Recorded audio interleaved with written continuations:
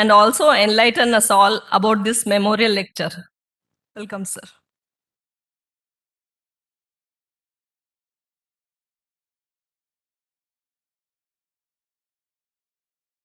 Honorable Vice Chancellor and today's president of this event, the most respected keynote speaker, today's memorial lecturer, Dr. J.C. Katyal Saab, former Deputy Director General Education, ICAR, and Honorable Vice Chancellor, Chaudhary Charan Singh, Horticulture University, Haryana Agriculture University, Haryana, esteemed family members, and near and dear of late Dr. B. Ramamoorthy, who have joined online from Australia, United States of America, and other parts of the country.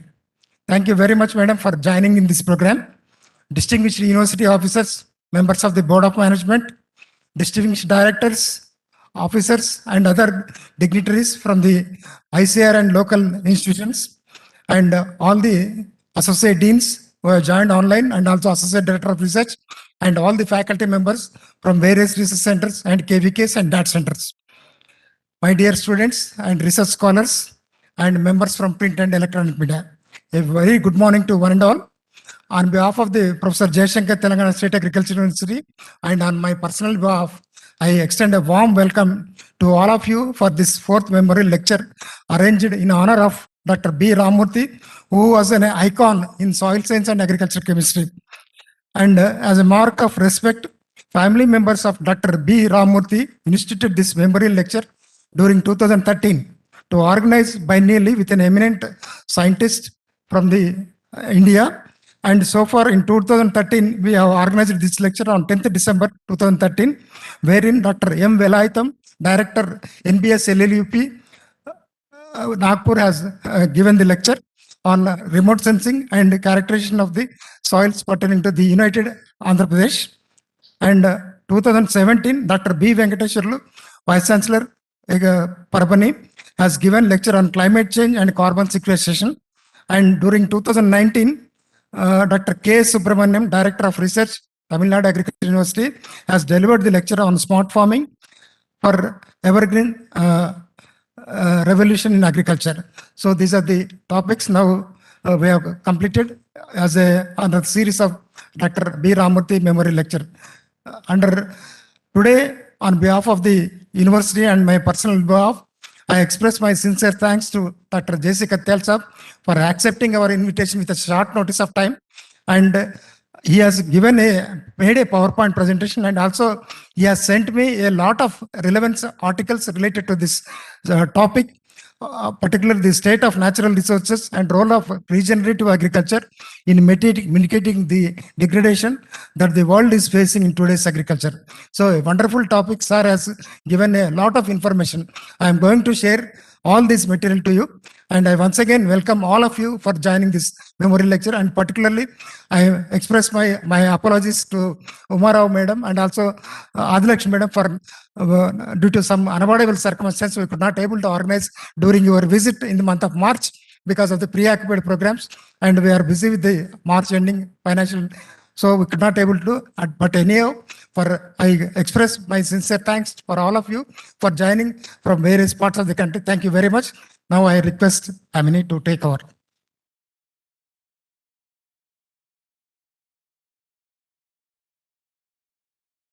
Thank you very much, sir. I now invite Dr. G. Jayashree, Professor and Head, Department of Soil Science and Agriculture Chemistry, College of Agriculture, Rajendra Nagar, PJTSAU, to come over and read the biodata of Dr. Ramamoorthy for us.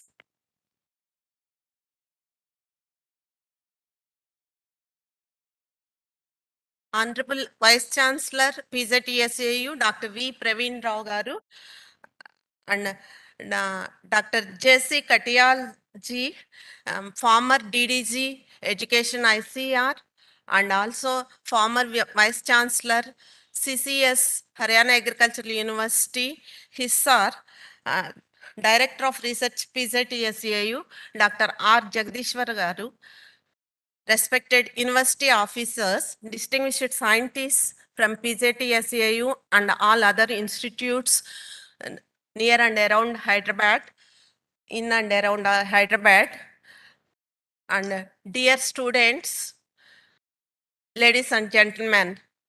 Good morning to all of you. I am privileged to read out the biodata of Dr.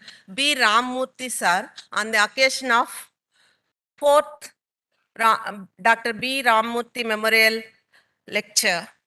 Dr. Bharatula Ramamoorthy was born on 22nd October 1913 in Ongole, Andhra Pradesh.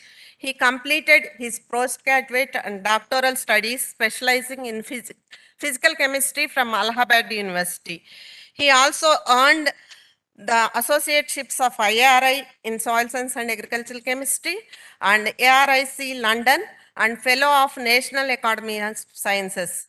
Dr. B. Ramamoorthy joined the Indian Agricultural Research Institute as a research assistant in the year 1939 and rose to head of the Division of Soil Science and Agricultural Chemistry, in which capacity he retired on 20th October 1972. In 1954, he was deputed to the Macaulay Institute of Soil Research, Aberdeen, as Colombo Research Scholar. He initiated and guided the All India Coordinated Research Project on Soil Test Crop Response Correlation, that is ASCRP and STCR, as project coordinator from 1967 to 1975. Subsequently, he worked as emeritus scientist in ICR till 1977. During his academic career spanning over 39 years, Dr. Ramamoorthy was actively involved in teaching and research and had held several important assignments. He visited USA and Canada as an Indian delegate to attend international scientific conferences. He presided over a session of 6 at the International Symposium on Soil Fertility Evaluation held at New Delhi in 1971 and participated in FAO subcommittee meeting on plant nutrients held at Frankfurt in 1974. He was the member of several scientific and expert committees of ICR, Ministry of Food and Agriculture, Indian Standards Institutes, and Planning Commission, and others. He did pioneering research on soil chemistry and introduced several concepts like equilibrium phosphate potential and equilibrium phosphate adsorption ratio of soils. He evolved a new energy concept for gypsum requirement of soils and evaluated the role of soil factors in determining the quality of irrigation water. In soil fertility and fertilizer use research, Dr. B. Ramamoorthy has evolved an inductive targeted yield concept suited to Indian soil conditions. This methodology of research took the shape of the All India Coordinated Research Project on Soil Test Crop Response Correlation by ICR in 1967, with the project coordinator as Dr. B. Ramamoorthy. And the first publication in May issue of Indian Farming in 1967 brought out the theoretical basis and sound experimental proof of balanced fertilization. This has revolutionized the concepts relating to the economic and efficient fertilizer use. These studies have also made it possible to rationalize fertilization practices for targeted yield of crops through integrated plant nutrition system IPNS for cropping sequences based on initial soil test values and farmers' resource constraints. He demonstrated profitable use of fertilizers in rain-fed agriculture also. He has guided a number of doctoral and master's degree students in their academic programs and research work. He has published 85 papers in both national and international journals. In recognition of his meritorious work and service to the country, the prestigious Rafi Ahmad Kidwai Award was presented to him by Government of India in 1975. Dr. B. Ramamoorthy passed away on 1st February 2006 at Hyderabad. As a mark of respect, family members of late Dr. B. Ramamoorthy instituted this memorial lecture in 2013 to organize biennially with an eminent scientist. The fourth memorial lecture in this series is delivering by Dr. J.C. Katyal, former DDG Education ICR, New Delhi, and also former Vice Chancellor, CCS, Haryana Agricultural University, on the very important and pertinent topic, State of Natural Resources and Role of Regenerative Agriculture in Mitigating their Degradation that the world is facing in today's agriculture. I thank organizers for giving me this opportunity. Thank you.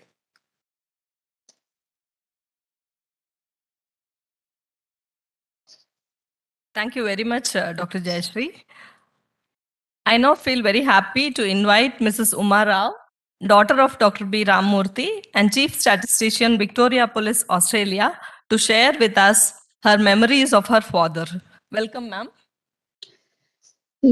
Honorable Vice Chancellor, Professor Jayashankar, Telangana State Agriculture University, Dr. V. Praveen Rao Garu, Dr. J.C. Katyal, former DDG Education ICR, New Delhi, Dr. R. Jagdishwar, Director of Research, PJT SAU, Dr. G. Jayashree, Professor and Head Soil Science, PJT SAU, other dignitaries on the dais, ladies and gentlemen, namaste. I am Uma Rao, eldest daughter of Dr. B. Ramamoorthy, working as a chief statistician, Victoria Police in Australia.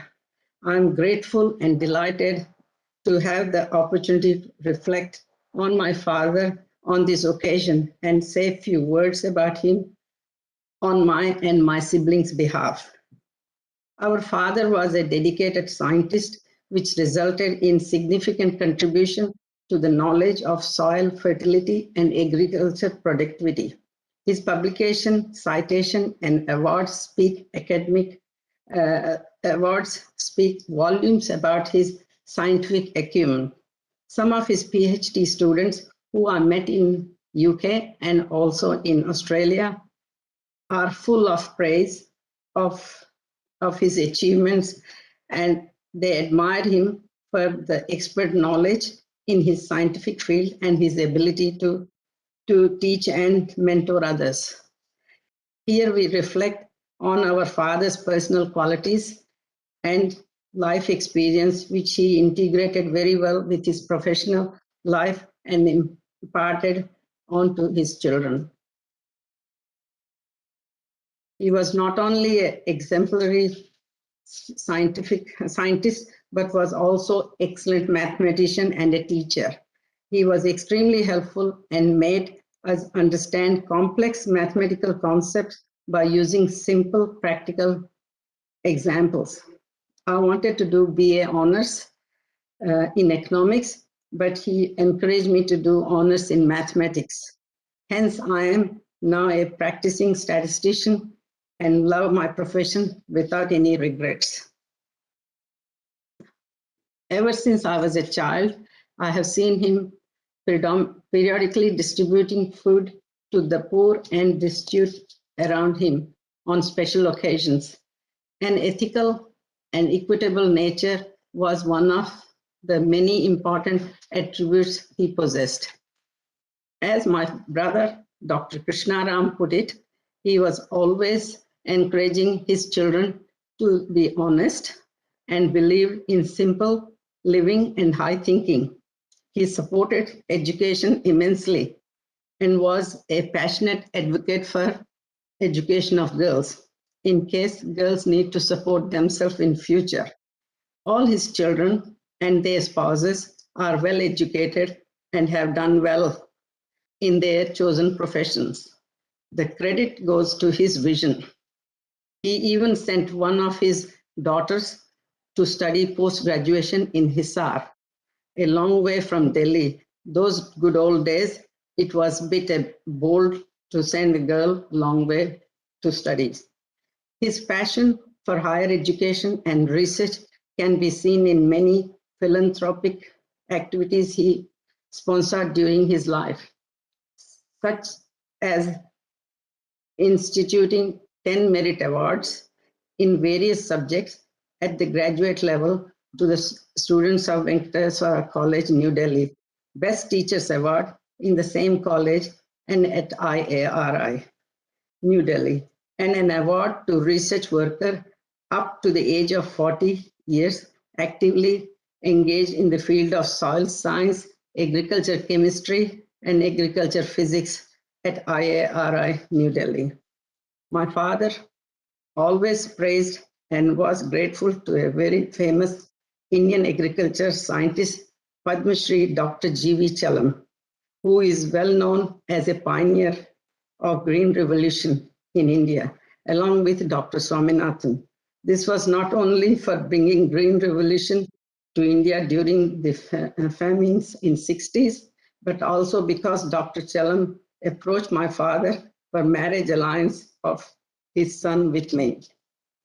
Spirituality being personal faith and life experience for him, he allowed family members to follow their own spiritual path. He always used to stress more on self-effort over God's grace, lest the seeker may become lethargic and unpreserving. My second brother, Dr. Sivaram, reflects, my second brother, Dr. Sivaram, reflects my father was always a great source of inspiration to me, my siblings, and late to his grandchildren. He encouraged all of us to aim high in all aspects of life, work hard, and achieve success. He was strict and ensured we all completed our assignments and submitted on time, whether we were in school or colleges. However, he didn't impose this by any strict rules. He only displayed by showing it in all walks of his life. I was always proud of my father's knowledge and achievement, especially more when I was specializing in geotechnical engineering, and I could easily discuss the intricacies of soil chemistry with him. My sister, Dr. S. Adilakshmi, ponders. He was very much impressed with Dr. M.S. Swaminathan's work and achievements in the field of agriculture. Father was of the view that the subject of plant breeding offers much better scope to achieve higher goals professionally. He motivated her to take up botany in the graduation level and genetics at a postgraduate level, though her interest was mathematics. He advised that interest in mathematics would be helpful in its application in quantitative genetics. She followed his advice wholeheartedly. It gave her full professional satisfaction, and with her devotion to scientific research, she achieved national recognition in her field. My last brother, B. Ganesh, has interestingly put his thoughts. When I decided to move to Australia, my mother obviously wasn't happy for me to go, but my father was very supportive and gave his own example by saying that he moved to North India from Andhra Pradesh for the betterment of his career. He had great foresight and had practical view of everything. He encouraged me to pivot from pure science and practical courses such as microwave electronics. Later, it proved to be the right decision for me to do so, as I was able to secure a good job immediately after I completed my graduation. My last sister, Dr. Y. Subbalakshmi, nicely describes his qualities and experience. My father was a kind, loving, compassionate, highly principled, and spiritual person.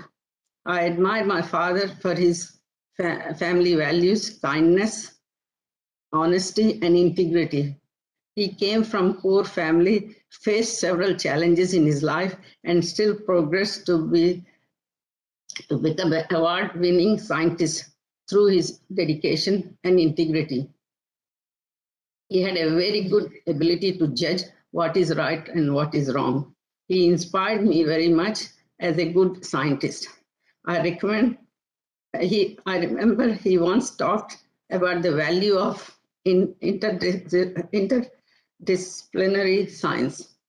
I utilize cross-disciplinary skills successfully in my profession of environmental science and chemistry, and I am proud of it.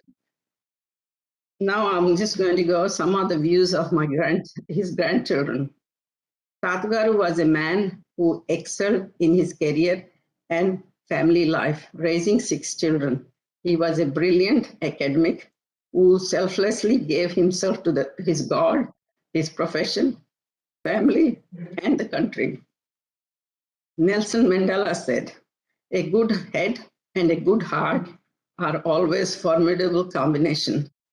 Tatagaru was true reflection of this combination. He was widely respected among his peers, friends, and family. To summarize, besides being respected scientist, our father was a humble, kind, compassionate, honest, highly principled person who lived and emphasized balanced way of life. He was inspirational to one and all, with whom he came in contrast in his professional and personal life. I'm a little emotional, sorry, but we believe scientists, particularly budding scientists who are sitting in this auditorium, and PhD and graduate agriculture chemistry students will be inspired by his scientific contribution and personal qualities, experiences through this memorial lecture, and they in turn contribute greatly to Indian agriculture, society, and the country. I would recommend the students to have some good role models and emulate their good qualities to achieve their goals. Thank you from me and all my siblings. Namaste.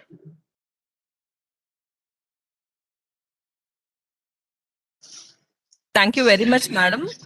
We can completely understand your emotions. And I'm sure all of us have found, and especially the students have found extremely inspiring to listen to you about the journey with your father, Dr. Ramamoorthy, and especially the qualities and principles that he stood for, the importance of self-effort, humility, honesty, kindness, and giving extreme importance to education and encouraging children in the same direction. Thank you very much, ma'am. Thank you. Thank you, ma'am. I now invite Dr. T. Ramprakash, Principal Scientist, Soil Science, to come over to introduce today's speaker for us.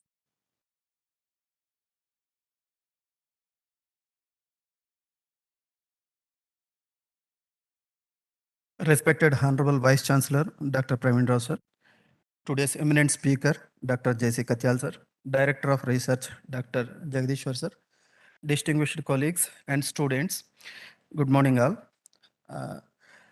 Today we have Dr. J.C. Katyal sir as a eminent speaker for this 4th B. Ramamoorthy Memorial Lecture. I think a legendary soil scientist like Dr. Katyal sir doesn't need any introduction among the faculty of the university, but for the benefit of the students and to inspire them and to show that how illustrious and how rewarding a career can be in agriculture if we put in hard work and dedication, I would like to introduce today's speaker, Dr. J.C. Katyal sir.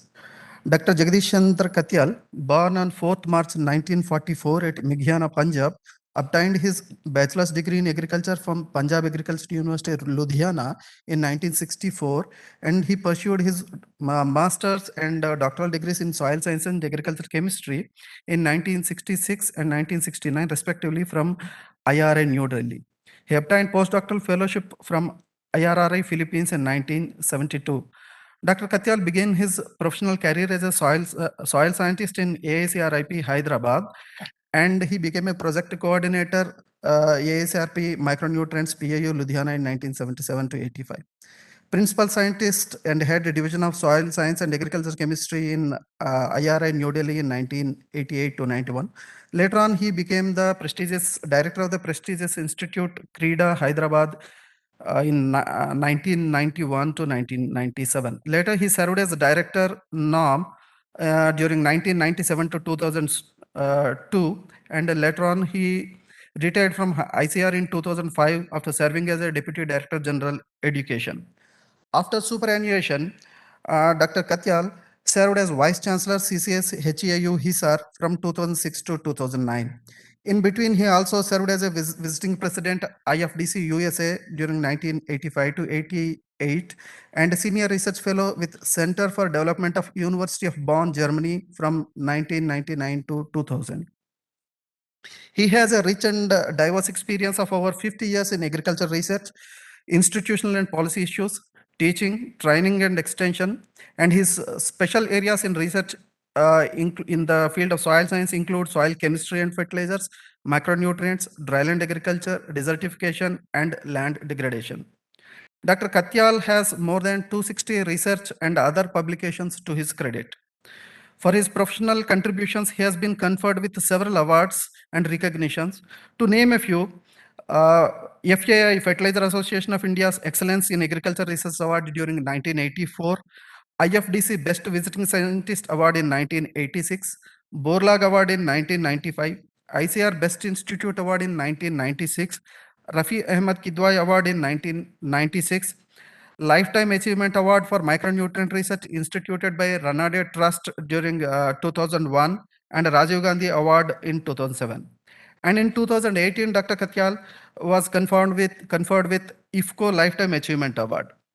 For his excellent contributions in education, research, and furthering the cause of professional societies and academic bodies, he was honored with fellowship and honorary fellowship of Indian Society of Soil Science, National Academy of Agricultural Sciences, popularly known as NAS, and he has been the president of Indian Society of Soil Science and Indian Society of Dryland Agriculture, vice president of Indian Society of Plant Nutrition, and also served as NAS Executive Council member, editor, and vice president. Further, he has been consultant to several international organizations like FAO, United Nations Office for Public Services, UNOPS, Department for International Development, UK, DFID, International Food Policy Research Institute, International Water Management Institute, World Bank, and also Center for Development Research, JDF, University of Bonn, Germany, and ACIR, Australia. Dr. Katyal utilized his professional expertise for writing subject-specific bulletins, concept papers, policy briefs for the benefit of the students, teachers, extension workers, development and funding agencies, and policy-making bodies. So thank you very much for your time. Thank you.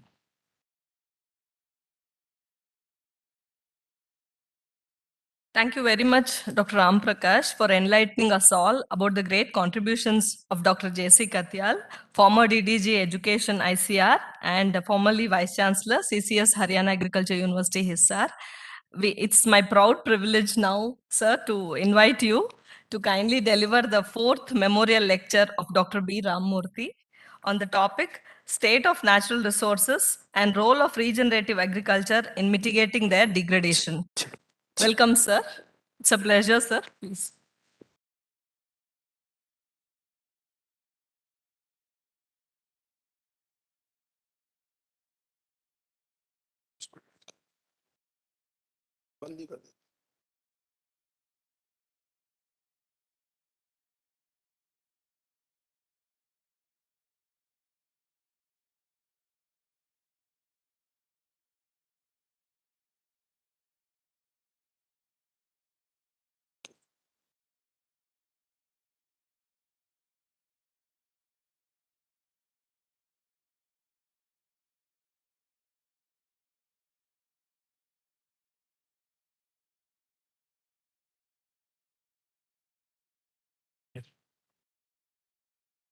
Thank you very much.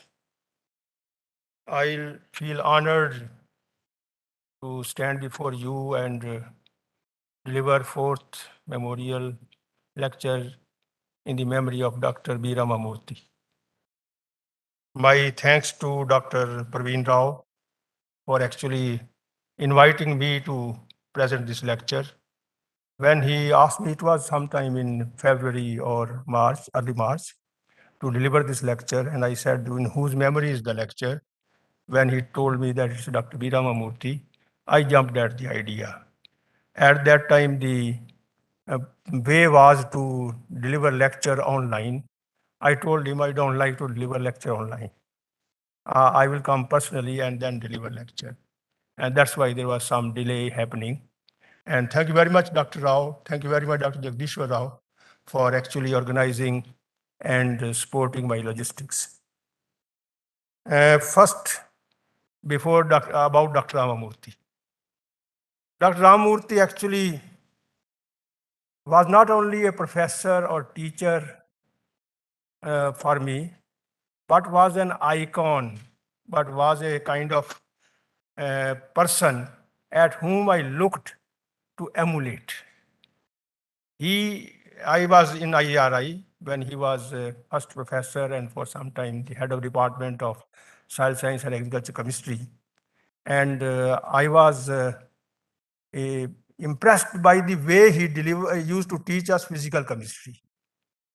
And after class hours, when I used to talk to him, because I had a rare access to him, being a somewhat better students maybe than others, he used to be very open in talking.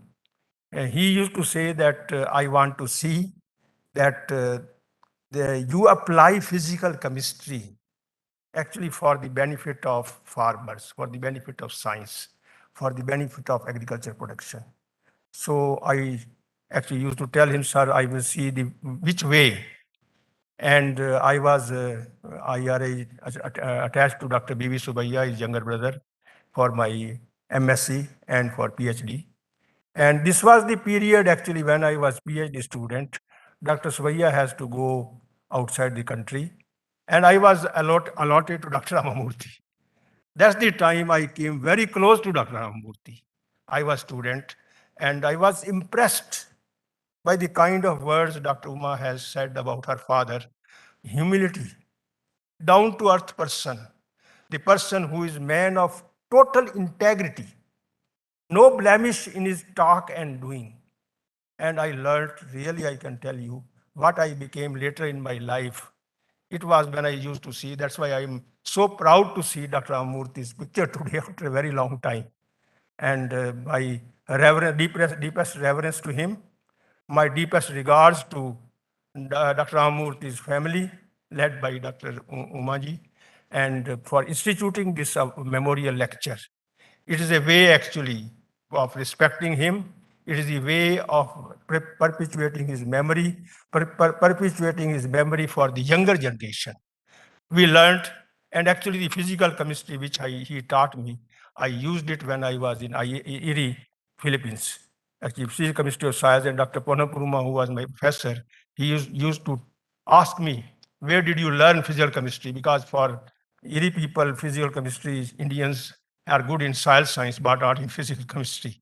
So my reverence again to Dr. B. Ramamoorthy, and thank you very much, Dr. Rao, for actually asking me to deliver this lecture. Now about the Telangana State University, PJ Shankar, Telangana State University. Actually, coming here is actually a kind of very happy, I feel. I'm very, very happy, I feel. I feel delighted to see the students. My students I see around. Yashir is there because whom I taught. And there is one Dr. Sri Devi. I suppose she is a professor. She is my student. So many of them. And then my relationship with, at that time, Angrao, Dr. Subbarao. My relationship with Dr. Subbarao was excellent. This auditorium which you are seeing, this was his creation. And I was at that time Deputy DG Education. And he actually asked me something which I could never refuse. I asked him something which he never refused. We were so close friends. And there was nothing justifiable demand, actually. He one day dropped in my office in Delhi and asked me that if I can give some money for creating a model auditorium. in the ICR's National Agriculture Research System. So I asked him how much. He said 3 crores. So 3 crores was given, but this auditorium cost more than 5 crores. You may be knowing it. And I have the honor actually of delivering first lecture in this auditorium way back in 2002 or 2003 or maybe 4, sometime that period. That was a seminar organized by late Dr. Y.L. Nane and on heritage of India. So this is again, I am standing here. I am extremely proud actually to see all of you. I have more friends in Hyderabad than anywhere else, I can tell you that, because I served here for 18 years. My daughter is married here, she lives here. So I have deep connect. Dr. Ramarao is sitting here, Dr. Kalpana Shastri is there. They are my colleagues actually, and I revere them actually. They are so valuable colleagues for me that I can depend on them for them. Now, this was so much about my brief introduction about the place and the Dr. Rao. Thanks to you again, and Dr. Ramamoorthy, my teacher and professor. Friends, my today's lecture, can you switch on the slides?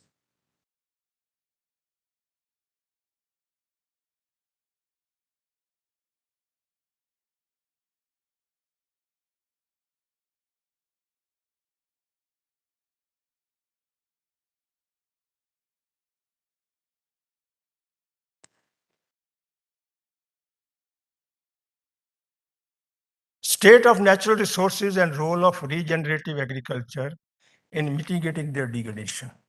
Why my concern for degradation? India is a country which has only 2.4% of the land area of the world. India is the country which has only 4% of the water of the world. India is the country which has 12% of the livestock population of the world. India is the country which inhabits 17% of the world population. So you can imagine 2.5% of the world land serving 17% of the world population. And this is actually unique. India has performed. India has done very well in agriculture, thanks to the scientists sitting here, students who are for the future, who actually made this possible. India is not only food self-sufficient, India is actually exporting. Recently, Prime Minister Narendra Modi said that we can feed the world. We have so much food. But there is a caveat to that. Actually, the kind of 2.5% land we have, 17% population pressure of human beings, and 12% population of the livestock is actually very, very denting, very, very hurting. Land is degrading, its soil health is in danger, and that's why the productivity growth rates on which we depend, they are declining. So that is my lecture about. And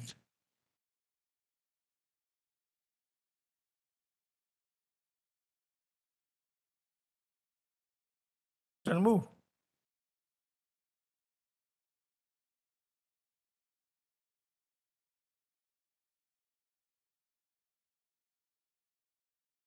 Is it on? Yeah. I begin by sharing with you what are natural resources. You know it. I know it. I am not teaching you something new. Natural resources are actually reserves existing on planet Earth. But what you may be knowing, natural resources are the resources which are given by nature, not by man. They have come from nature, actually. They have not given by man. Nature took millions of years to form natural resources. In all, there are 13 natural resources: land, water, energy, phosphorus, potassium, iron, and other minerals, and rocks, forests, biodiversity, animals. Sustainable life and sustainable development depends on natural resources, good health. Good health means the way we inherited from nature. The way we inherited the carbon-rich natural resources as far as soil is concerned. And for agriculture, land, water, air, biodiversity, and energy are the primary natural resources. I hope you can read it, you can see it. And land ecosystem. Land is an ecosystem. Many people may not be knowing it. Land is not just a piece of mass of area. Land is an ecosystem which includes soil, water, biota, microclimate, physiography. So what natural resources do actually, these four natural resources give environmental services. Food production is one environment service which these natural resources give. Stocks millions of tons of carbon, which give health to soil, which regulate climate change, which regulate biodiversity. What has come?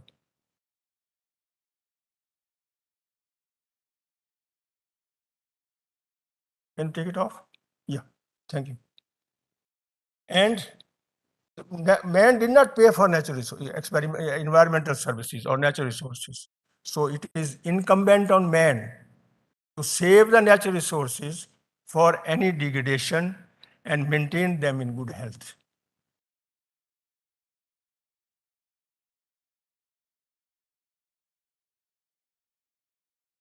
It's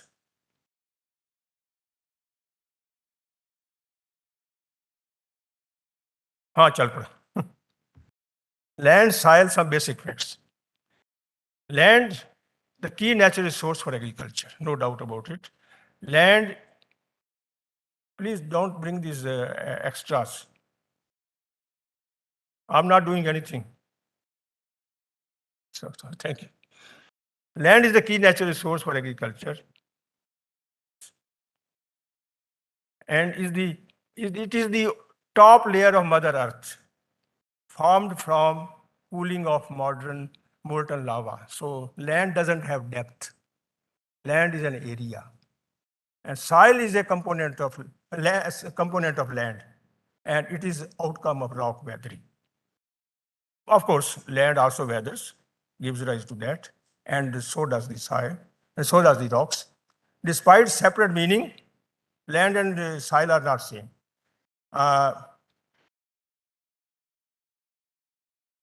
Please, this will distract everyone and distract me also. I don't know why it is happening. Leave it alone.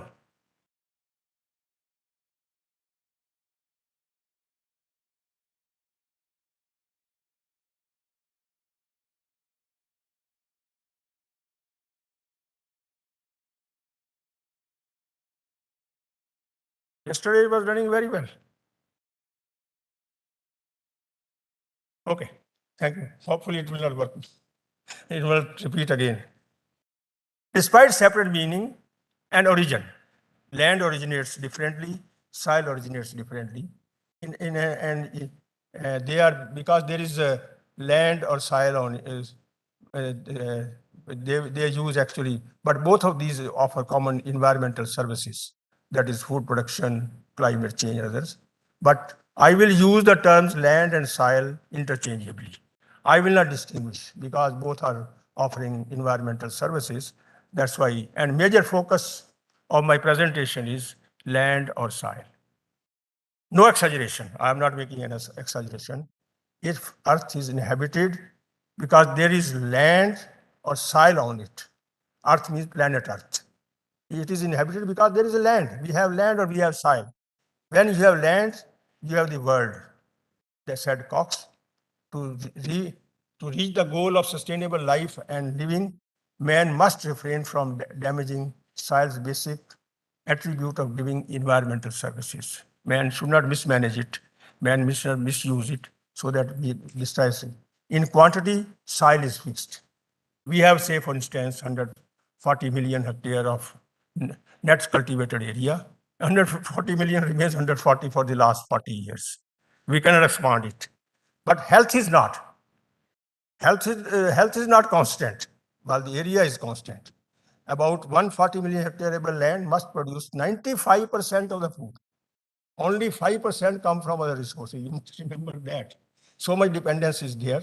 Without sustaining soil health and quality, hard-earned food self-sufficiency, what I mentioned in the beginning, will be exposed to risk. Hence, please, sorry.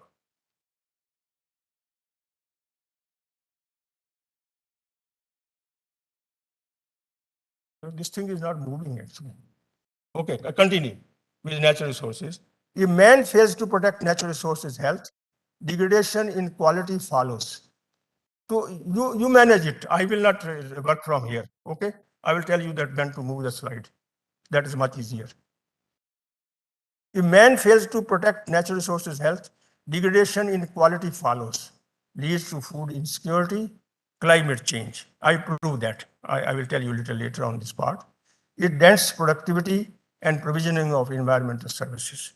Indians, we, all of us, value of soil health was known to us 3,000 years back. Vedic hymn to earth. Prithvi Sukta, I don't know ever you have seen this book even. This book is wonderful. Actually, I will tell each one of you, even if you are not student of science, student of soil science, must read this. This is actually these are some 49 verses are there, which are devoted only to earth, which are devoted only to soil. And it narrates, upon this handful of soil, our survival depends. Husband it, manage it, and will grow our food, our fuel, and our shelter, and surround us with bounty. Abuse it, mismanage it, and the soil will collapse and die, taking man with it. In heart of this verse lies farming efficiency, agricultural sustainability, and environmental quality, and linkages among these in the quest for human well-being and survival. I say, मिट्टी नहीं बचाओगे तो अन्न कहाँ से लाओगे? If you don't save the soil, from where will you bring food? If you bring, next is, कहाँ से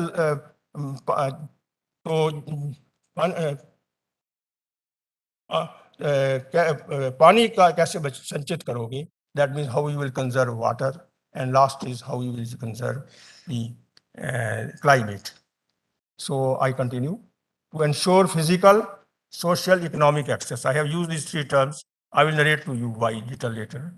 And to sufficiency, food and safe food and provisioning of environmental services, man must adopt management practices that inspire sustenance of soil health, not degrading it, safety of water from degradation in quality and quantity, saving biodiversity from depletion, keeping speed of global warming less than 1.5 degrees Celsius during the next century.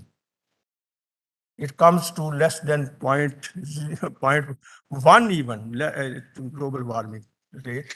Hence, sustaining soil health is necessary to serve growth in food production and maintain flow of environmental services.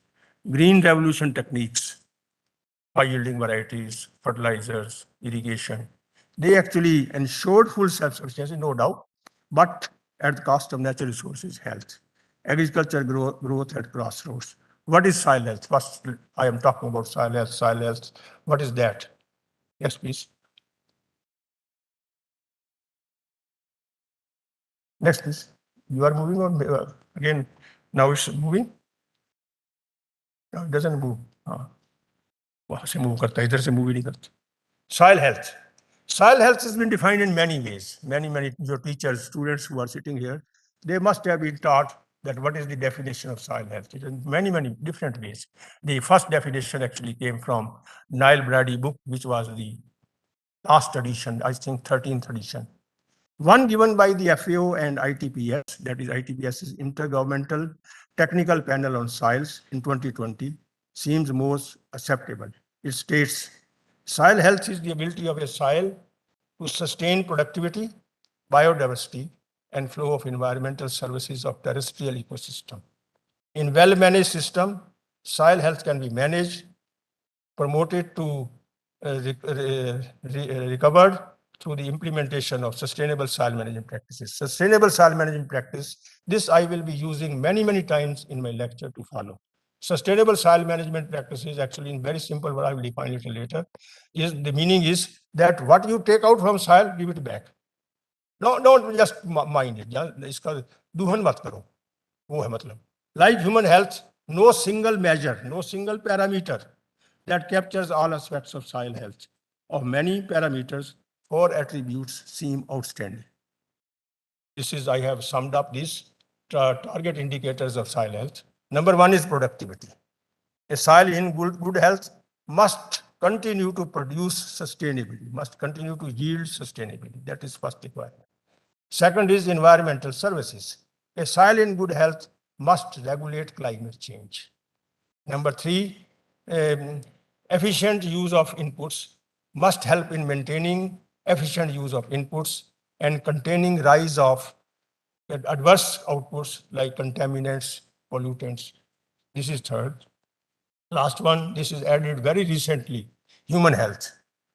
And soil health has actually deeply connected to plant, animal, air, and human health with quality of soil environment. And this is actually very, very important because if soil is in good health, that means interconnection between air, water, plants is very well, fairly balanced, then the kind of one health concept which is being propagated in the world today, please take it back, will be a kind of jeopardized, will not be successful. So soil health with human health, this is a new subject. I would actually request the teachers here to please teach this aspect, connection of soil health with human health. This is actually full publications are there available. And actually preservation of these attributes, these four attributes, as capturing and managing soil are important. And actually without them, this will not be. And if one is out, one of the four measures are out, one is bad, all the four are nullified. No effect of surgery. Just like if the blood pressure is bad, sugar is bad, then how we will maintain good health? So everything has to be corrected. If sugar has to be corrected, blood pressure has also to be corrected. So like that, it's a sign. Next, please. Symptoms of violent silence. You must be wondering that we have symptoms. If I have blood pressure, I will develop headache. If I have sugar, I'll feel fatigue, or I will have other symptoms. Land degradation is not sudden. Soil also develops some symptoms. It's insidious progress. That means in छुपी हुई progress जिसको कहते हैं ना, under the carpet progress, or consequences become clearer with time as man continue to mismanage and resorts to mining without equal measures to restore what is withdrawn. That is actually sustainable soil management.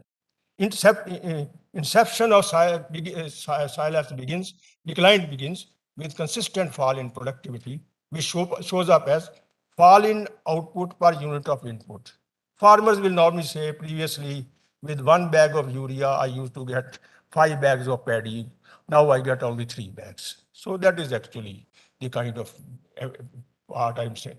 Please. As stagnating cost of output, but increasing value of inputs. Inputs costs are increasing, but value of output is not increasing. So that is another symptom. Excess of deficiency of elements like zinc deficiency in 60s. And fourth is loss of soil integrity, buffering capacity, resilience. Soil has resilience. That soil can actually renew itself. If soil, in good olden days, they used to leave land fallow for a couple of years and come back and then plow it. That was resilience actually. Next, please. Next. Agriculture activities spurring land degradation. I have listed here 9 actually. 9th place was not there, that I put separately. First is the mismatch of land attributes and mismatch of use of soil and land attributes. Actually, this is one thing very important. You as student of soil science or physiology must be knowing. If sorghum is cultivated on acid soils, sorghum will not grow. If sorghum doesn't grow, land will be left fallow, land will be bare. If land is bare, it is open to degradation. So that's the meaning. Land use changes, converting ecologically important lands to non-ecological purposes, like changing forest lands to agriculture. And excessive tillage. Excessive tillage means this is we normally do, tillage after tillage. This is actually a big factor which is controllable by conservation agriculture of falling soil health. Planting along the slope, we say no, don't plant along the slope, but plant across the contour. So that's the kind of method. Use of heavy machinery, irrigation without drainage. This is again, normally in irrigation projects, maximum effort is to place a irrigation system. But irrigation system means conveyance of water and provision of drainage. Drainage is not attended to that much in professionally. That's the reason rise of salinity. and rising use of pesticides. And last is the inefficient, last but one, inefficient use of inputs like fertilizer use efficiency.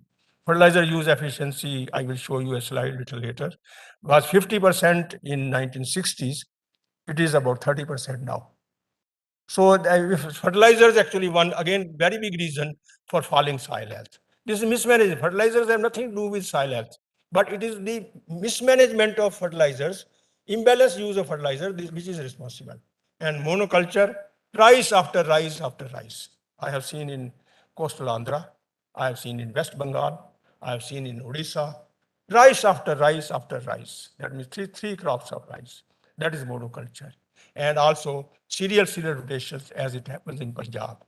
These are the actually 8-9 reasons which actually the modern practices, modern agriculture actually has brought bad name or hurt the soil health. Next, please. And state of soil health, types and causes. Globally, 1 billion hectares suffer from soil degradation, not land degradation. Now, there's a slight difference. If we look at land, then the area is more than 2 billion. Globally, 1 billion hectares suffer from soil degradation. India's share is 10%. We have about 110 million hectares.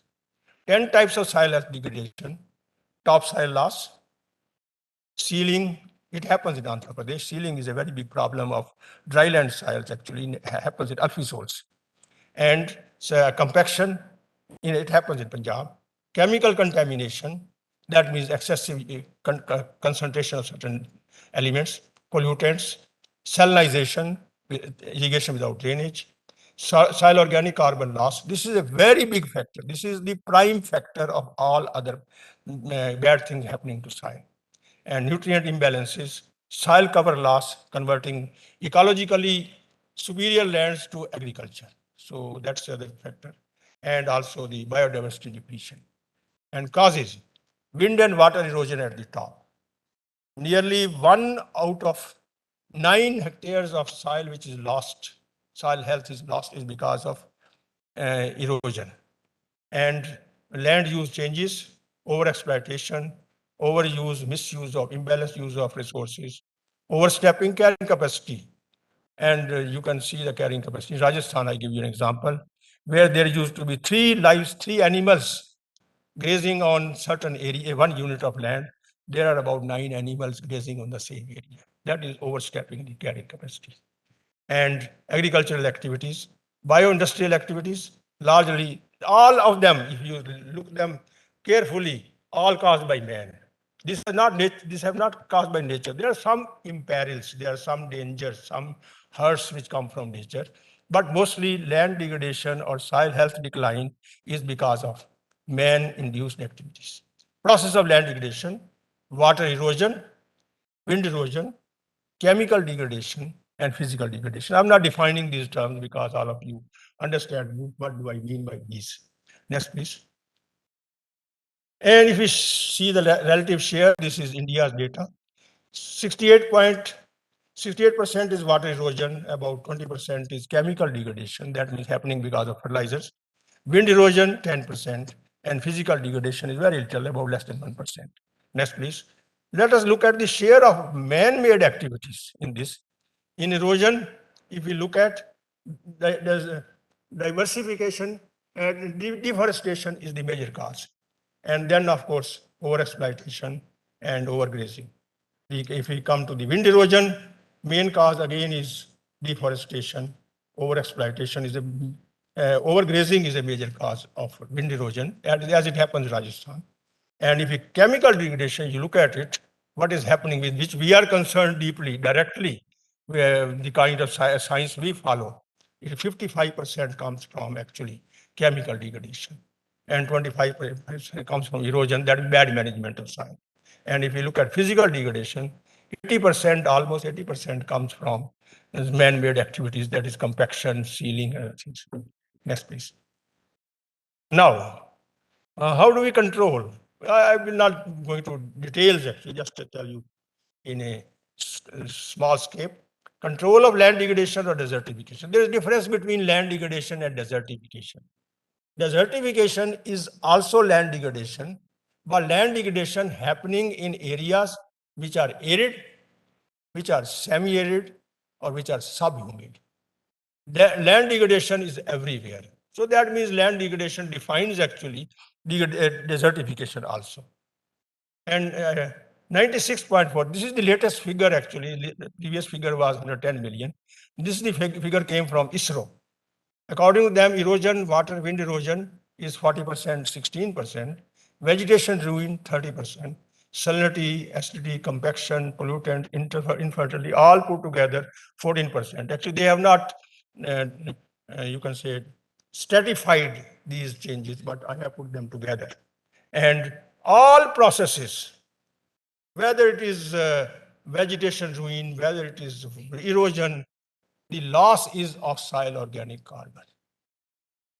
It is the victim is the soil organic carbon. So soil organic carbon is the mirror image of soil health. If somebody talks about soil health, he is actually talking of soil organic carbon, sustenance of soil organic carbon. Now, in dryland areas, erosion main degradation process action plan involves CBO, community-based organizations. This is very important. Actually, if people are not participating, then you can think of that we are not doing anything. The situation remains the same. Involve CBOs, ridge to valley approach. That means topo sequence following. Involve change agent to hasten. This is very important. As long as there is Anna Hazare, there is a change.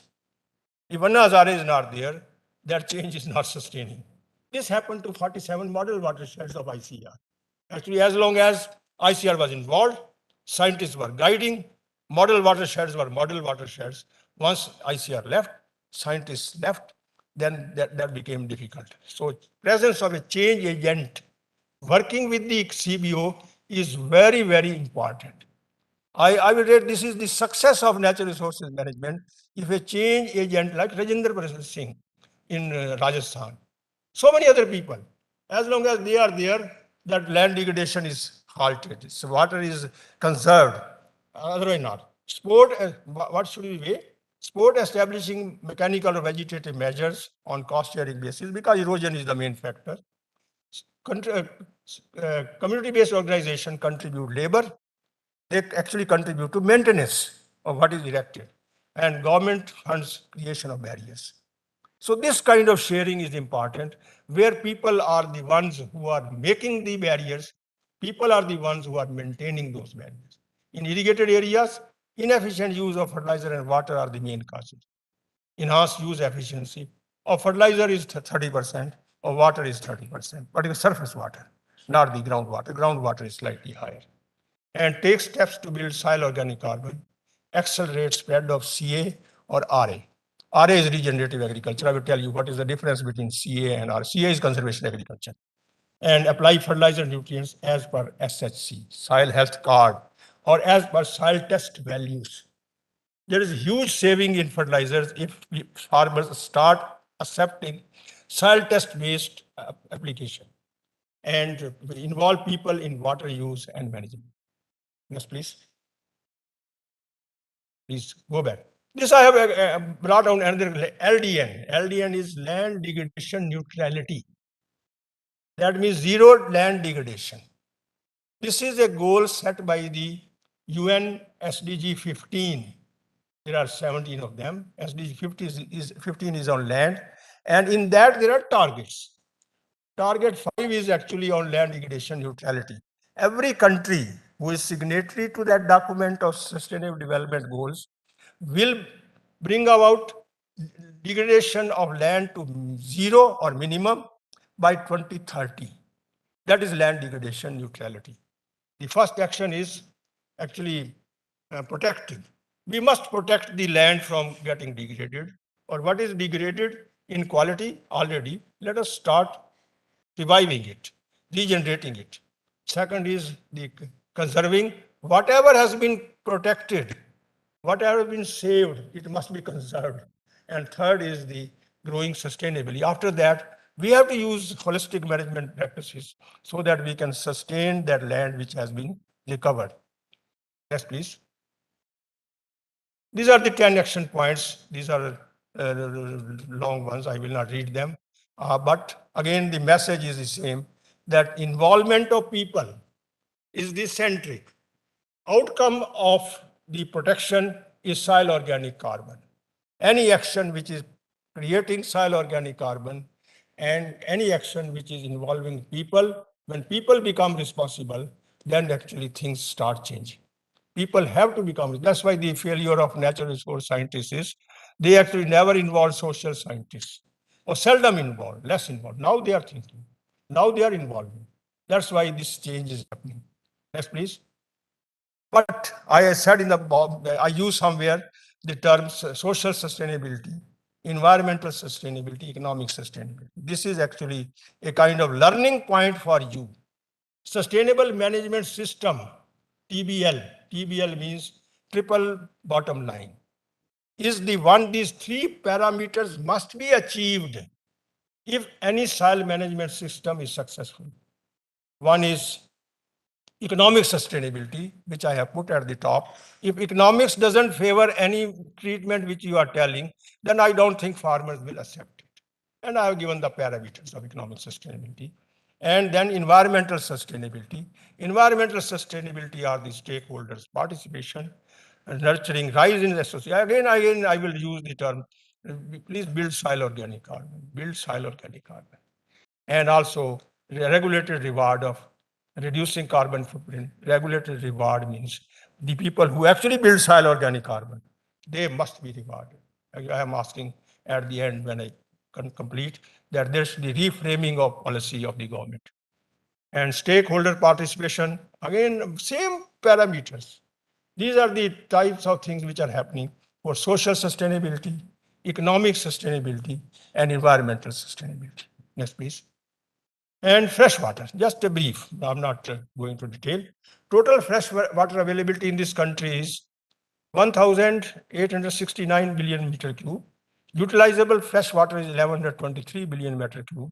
690 billion meter cube is surface water. 433 billion meter cube is groundwater. And agriculture share is 82%.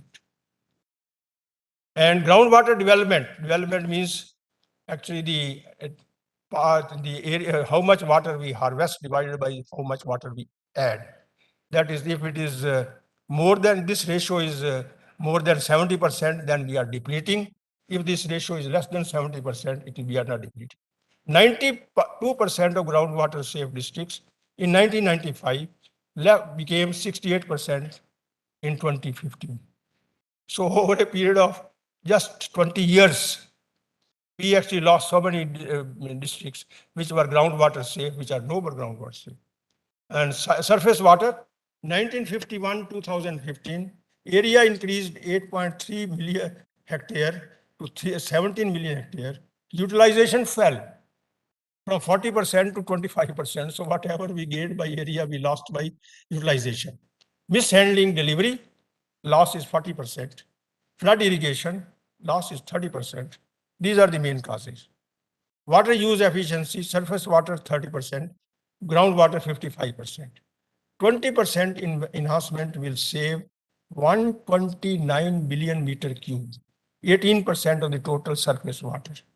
Possible if political involvement, political will to price water and farmers as partners and involvement of private agencies as collaborators for maintenance and distribution of soil water is assured.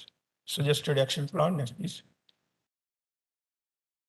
And there are again the action points where the major issue is actually how you can read it. I can read from there for you. Introduce system of water auditing. This actually issue was started by Andhra government. When Telangana and Andhra were the one state, that's the time this was started, that we should start auditing of the water system, where the leaks are there. How we can stop those leaks? If we know the leak, we can stop it. Then pricing of water is necessary.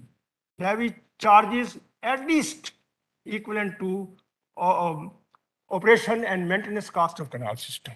As much it actually works out, operation and maintenance of canal system, that much charges should be there, which is not very high. Decentralized canal water use give push to actualization of PIMM, participated integrated management and maintenance. Participatory irrigation management and maintenance, facilitate formation of water use association, allowed private sector role in water conveyance. Conveyance is the major problem, and volumetric delivery system. That means we now open the plug and the water comes into your field, no measurement. And government must invest in lining of canals. Estimated cost, I have estimated it. 20,000 kilometers is the canal length in the country. About half of them are lined. Or allow public-private partnership for improvement of canals and distributaries. Till 25% will be wasted. It's all done, and this much is allowed. Actually, you cannot stop total. Replacing open water delivery by conveyance via closed hume pipes. This has been done in Israel. Israel is one country which has actually regulated the water loss through conveyance system. And suggested framework of PPP, public-private partnership. This is done in Egypt. Agree for design, build, operate model. Public-private partnership to involve water user associations in execution of projects. Water user associations agrees to pay fixed tariff on area basis and volumetrically. This is actually the DBO, or design, build and operate. It is actually operative in country. It is operative for roads. Roads are built by the private sector. They are maintained by the private sector. They are run by the private sector. They are charged by the private sector for certain amount. That is toll tax which you pay. So that kind of model exists. So that kind of model has to be done. Initiate benchmarking performance of irrigation projects, programs and policies. Build farmers' capacity to make self-regulatory decisions and power use. Power use in Punjab. Who will bell the cat? Who can stop giving free power in Punjabis?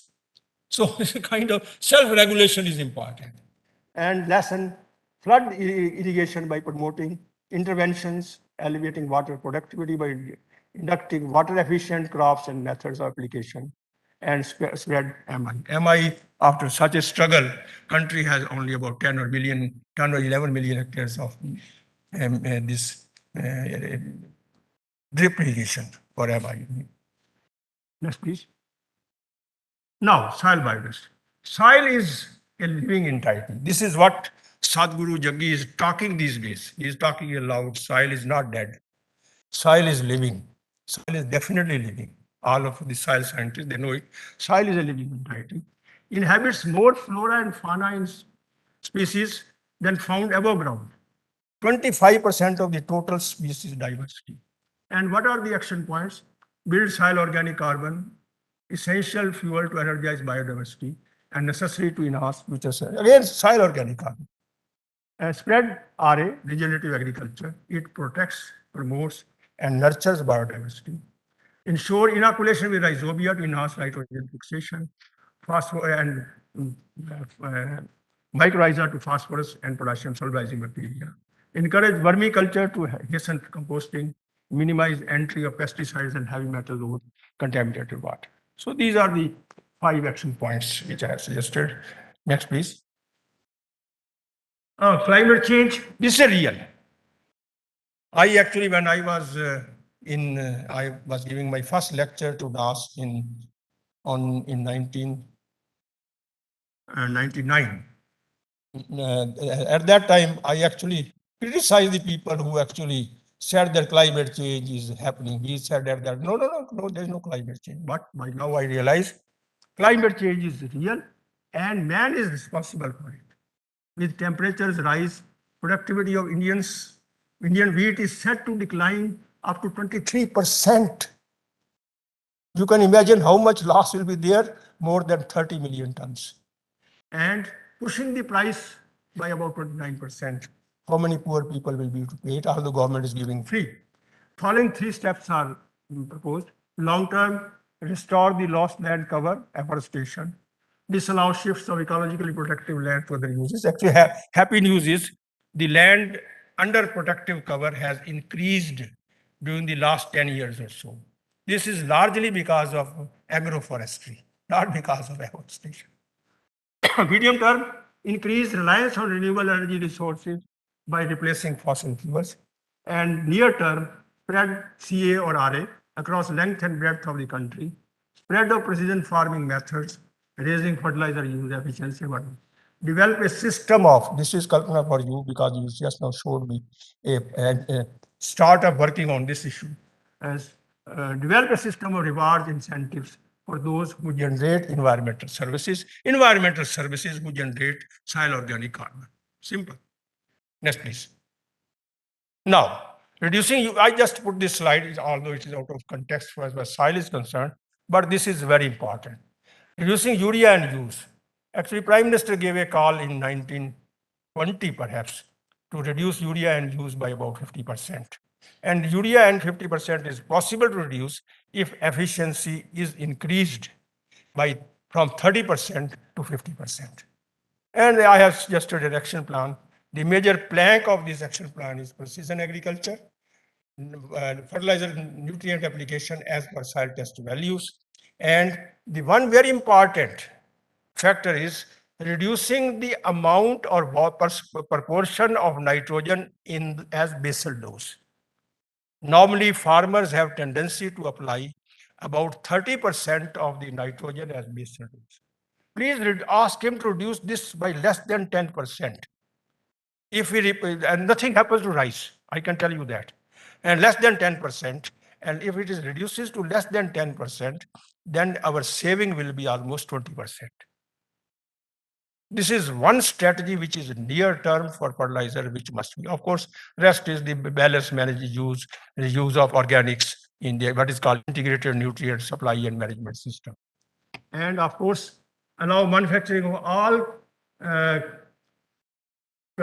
compound fertilizers at local level. This is again, Dr. Kalpana Shastri, this is for you. I was going to tell you at that point in time that compound fertilizers, which are there in about 13 or 14 number, they must be in millions of number.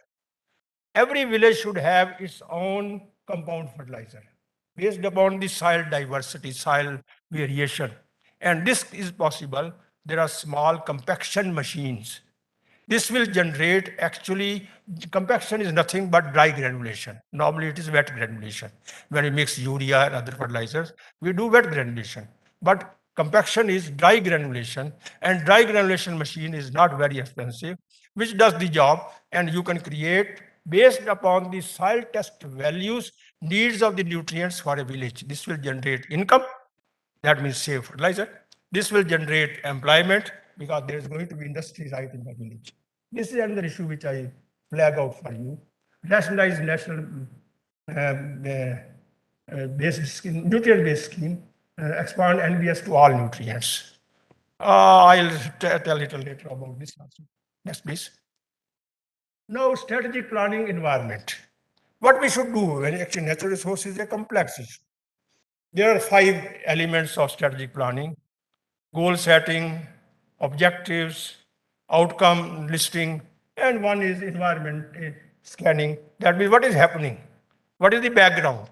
So doing that background actually is the one.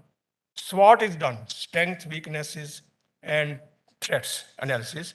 But strength, weaknesses, threats, and opportunity analysis is incomplete because threats and opportunities, and threats, they are actually externally influenced. If they are externally influenced, we cannot control them. That's why now what is being suggested is PESL. Yes, please. This is actually the kind of strength, SWOT analysis we make. The opportunities and threats, as I said.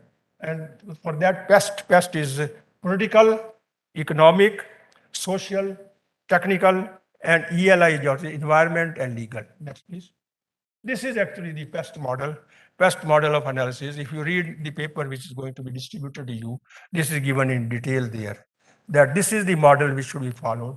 That all the political is important. If there is no land use policy, what kind of land saving we will do? If there is no social kind of factors, people are not involved, what kind of land saving we will do? If there is no economic benefits or economic available for saving land, what kind of issues we can raise? And similarly, technological. So this analysis is actually a starting point. One more issue is Actually, I will end up this part of my presentation. Now, if I am over, then now I'll go to next slide. Actually select those technologies which are most impact creating and least effort requiring. That means where farmer has to do it simply, as I said, applying less fertilizer in the beginning of the planting season. That doesn't require much effort. Farmer may change, and that is possible. So that is another thing which is important. Now I come to the second part of my presentation, that is regenerative agriculture for soil health, food and environmental security. This subject may be slightly new to some of you, but this is inexistent. RA proposed by Rodale Institute in early 1980s. So that means already 40 years old concept. And focus is on processing recovering lost soil health. I'm actually linking this soil health earlier part of my presentation with this. Due to faulty application of modern technology, RA not a technology. RA is not a technology. A concept prompting soil biology to build soil organic carbon and vice versa. The importance is given to soil organic carbon again, building microbes. They are the one actually who are building the soil. And technology make it possible. Technology important. I'm not saying technology is unimportant. Technology makes it possible to happen. Yes, please. Let us just go a brief about the agriculture. Ancient agriculture is 10,000 years old. According to me, it is more than 12,000 years old if we go by the Rig Veda. Began as mixed farming, transhumance, followed nature, no specific tools and techniques that will do nothing kind of thing. And low yielding but stable. Area expansion filled the food needs. With time, ancient way of agriculture lost relevance and faded out. But modern agriculture or green revolution, it is about 60-year-old. High yielding varieties, irrigation, energy dense agrochemicals are the key inputs. Area intensification is the main route because we don't have area. So from where we will bring area to actually expand agriculture. So we are due for intensification and kept pace with food and other needs of growing population, self-sufficiency, SS is self-sufficiency. Served the key tenets of food security, availability, affordability, accessibility, but not nutritional security and environmental security. Those two parts it did not do. Sustainability short-lived, soil health dented, PFP or input partial factor productivity of inputs fell. Maintaining production costs and improving farm income has become a challenge. Continuing with the existing way of modern agriculture, I'm not saying do away with it. The existing way of modern agriculture techniques application being questioned. Yes, please. Now look at here. First thing, we are in comfort, no doubt about it. Food production has expanded almost 4 times. The grain availability per capita, despite the fact our population increased 4 times over the last 60 years or so, the food grain availability per capita has increased, in fact, reality. So the modern agriculture is not bad. Modern agriculture is application is bad. Modern agriculture actually has made us food self-sufficient, and food self-sufficiency is the one element which any country can be proud of and which any country actually can raise his head and talk in equal terms with any other country. The countries who do not have food self-sufficiency, they are actually at knees, which we were in 1960s. So modern agriculture is not bad. Let me first make it clear that modern agriculture is necessary. Concern. Compound annual growth rate of food grains production or yield fell. Production, if you look, 3.3% in the early 27 or 28 years of Green Revolution, fell to 1.7%, became almost half. So is the productivity. It gives one more message that all the production, more than 90%, has come from productivity increase. That's why compound annual growth rate of productivity is important, not the production. Because on productivity depends the production. So that should be kept in mind. Why? By subsidizing, why it has happened? By subsidizing farm inputs or practices that degrade soil health. And this policy amplified fall in partial factor productivity. And also non-functional nature of modern agriculture. Non-functional nature means harvesting more and giving less. That is actually non-functional nature. And the PFP, partial factor productivity of fertilizer I have given here, fell from 59 tons per ton of NPK, you can say 59 kg per kg of NPK, to 14 kg by now. Such a big evidence is there. So soil health definitely is in difficulty. Next, please. Let us look at it. Overexploitation of natural resources and extractive agriculture practices left agriculture stranded at critical juncture. This man is puzzled. Farmer is puzzled, poor man. Yeah, overstressed natural resources, that means we overstep. RCA, Royal Commission on Agriculture, in 1928 in its report said Indian soils depleted to the extent no further depletion is possible. And the situation is the same. I can tell you that our soil organic carbon has the kind of levels which we cannot deplete anymore. If that is the case, then we are nutrient deficient. Third is misuse of irrigation water. In a recent decade, groundwater depletion, green groundwater depleted by 61%. Stressed units means where the development is more than 70%. Water units rose. And Telangana is not an exception, about 52%. And total reliance on high-yielding varieties, exclusive or overuse or misuse of fertilizers, neglect of organic sources, depleting it, and industrial path of agriculture, focusing mainly on productivity. This is actually has been the type of extension we have been doing, increased productivity by increasing fertilizer use. It was seldom told that increased productivity by efficient use of fertilizers. That was the kind of issue which was there. Next, please. Now, consequences, what kind of consequences are there of modern agriculture?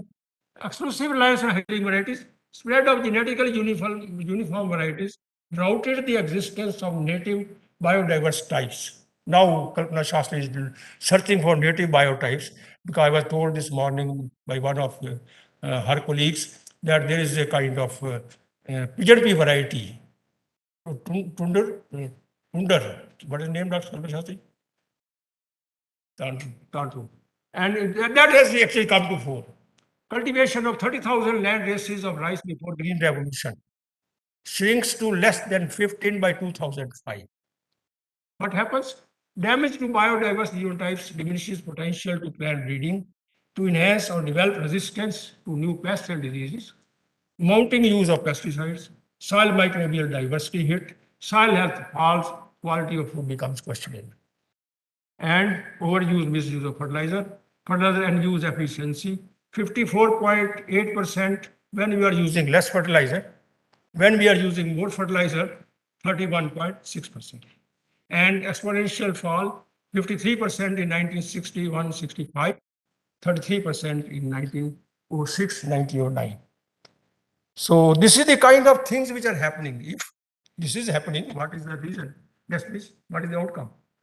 Actually, focus on subsidy on fertilizer nitrogen, aggravated mining of soil phosphorus and potassium, intensified deficiency, and typically of potassium led to actually more mining, less additions. About 7 million tons, 6 million tons gap is there. And 6 million tons gap, please mind, it is only of potassium. It is no other nutrient. It is 6 million tons gap is only of potassium. And Dr. Ramamoorthy used to teach us, balanced nutrition is important. His soil test correlation, which he developed, equations he developed. This was the point which he was making in 60s or early 70s. And now what happened? Fall in productivity of 40 years is long term. If it is controlled, the productivity, mean productivity is 1236 kilogram of wheat, 100% nitrogen, 3 tons, 100% nitrogen phosphorus, 4.1 ton, 100% NPK, 4.7 tons. So just by balancing, we can get it. This is experimental evidence which has come over a period of 40 years, not 1 year. And drop in response to NPK. This is very interesting. Agronomic efficiency, that means kilogram of grain per kilogram of nitrogen. When I was student, I was in 60s, I was told that every kilogram of NPK gives about 10 to 12 kilograms of grain. Response was 10 kilo, 12 kilograms. Today, I have calculated it is only 5 kilograms. So that's why the farmer is kind of puzzled that how much fertilizer he should apply. And then it spurs actually overuse of nitrogen, spurs fertilizer nitrogen. And this is one of the biggest factor of nitrous oxide rising and climate change.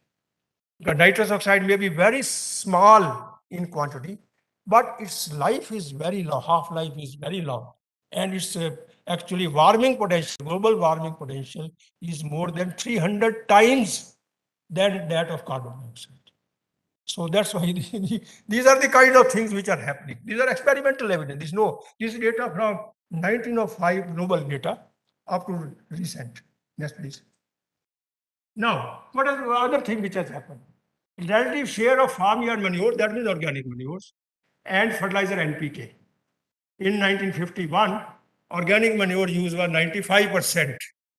Only 5% was fertilizer.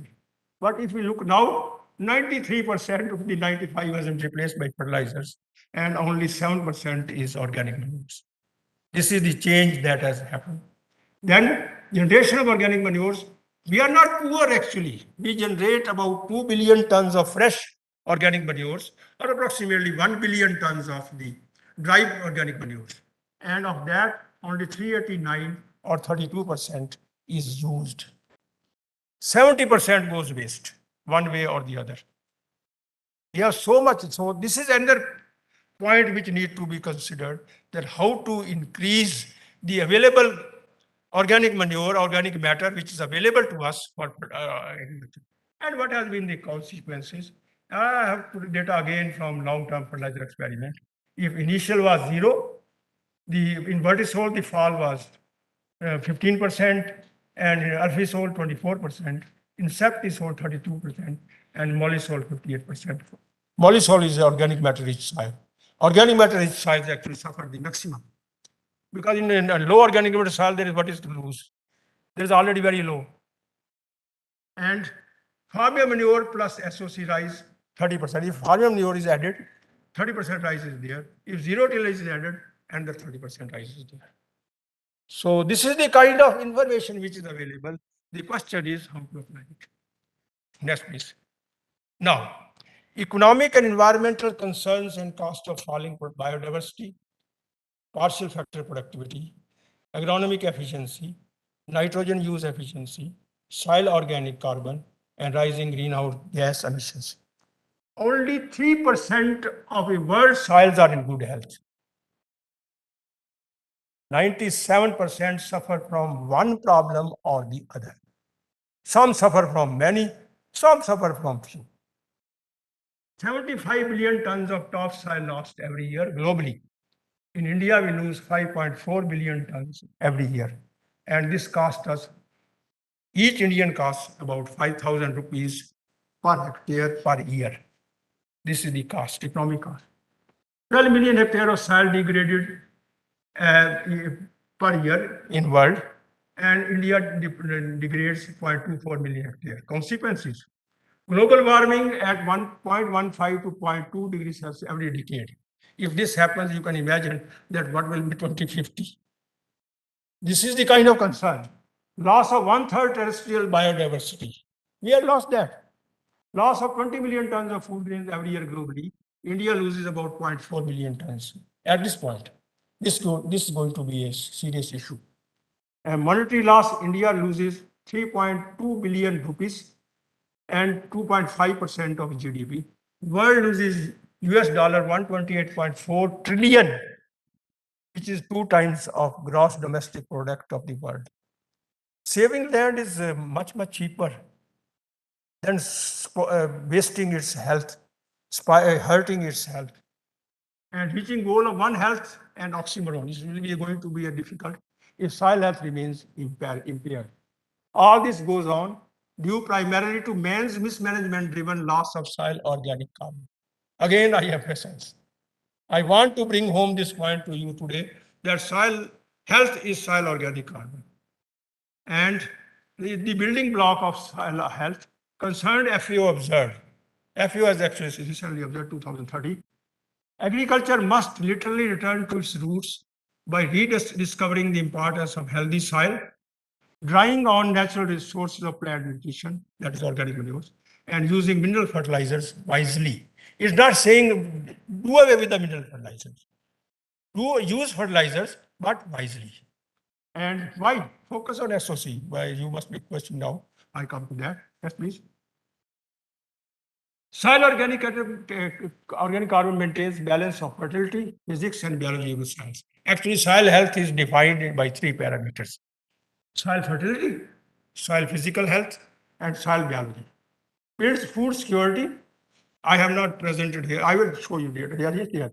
Who builds food security, regulates climate change because it is storehouse of nutrients. More than 90% of the nitrogen, 90% of sulfur, more than 50% of the phosphorus, more than about 70% of the micronutrients, they reside in soil organic carbon. So that's why it is called soil organic carbon is storehouse of nutrients. And regulate the soil structure and enhancer of water holding capacity. Soil structure maintenance, water holding capacity enhancement is very important. Typically for a state like Telangana, where dryland agriculture is very important. If water is conserved in the soil, we can save it from drought, at least for a couple of weeks or a couple of days by the time rain comes. Nurturer of soil biota, soil microbial, and microbes decompose soil organic matter, initiate carbon and nitrogen cycles. Actually, we have forgotten about that. Carbon and nitrogen cycles. They are actually basic for maintaining climate change. They are regulating climate change. Affects nitrogen use efficiency, food security and sufficiency. Excess fertilizer nitrogen, tillage, again tillage, misuse of organic manures aggravates soil organic matter loss and climate change.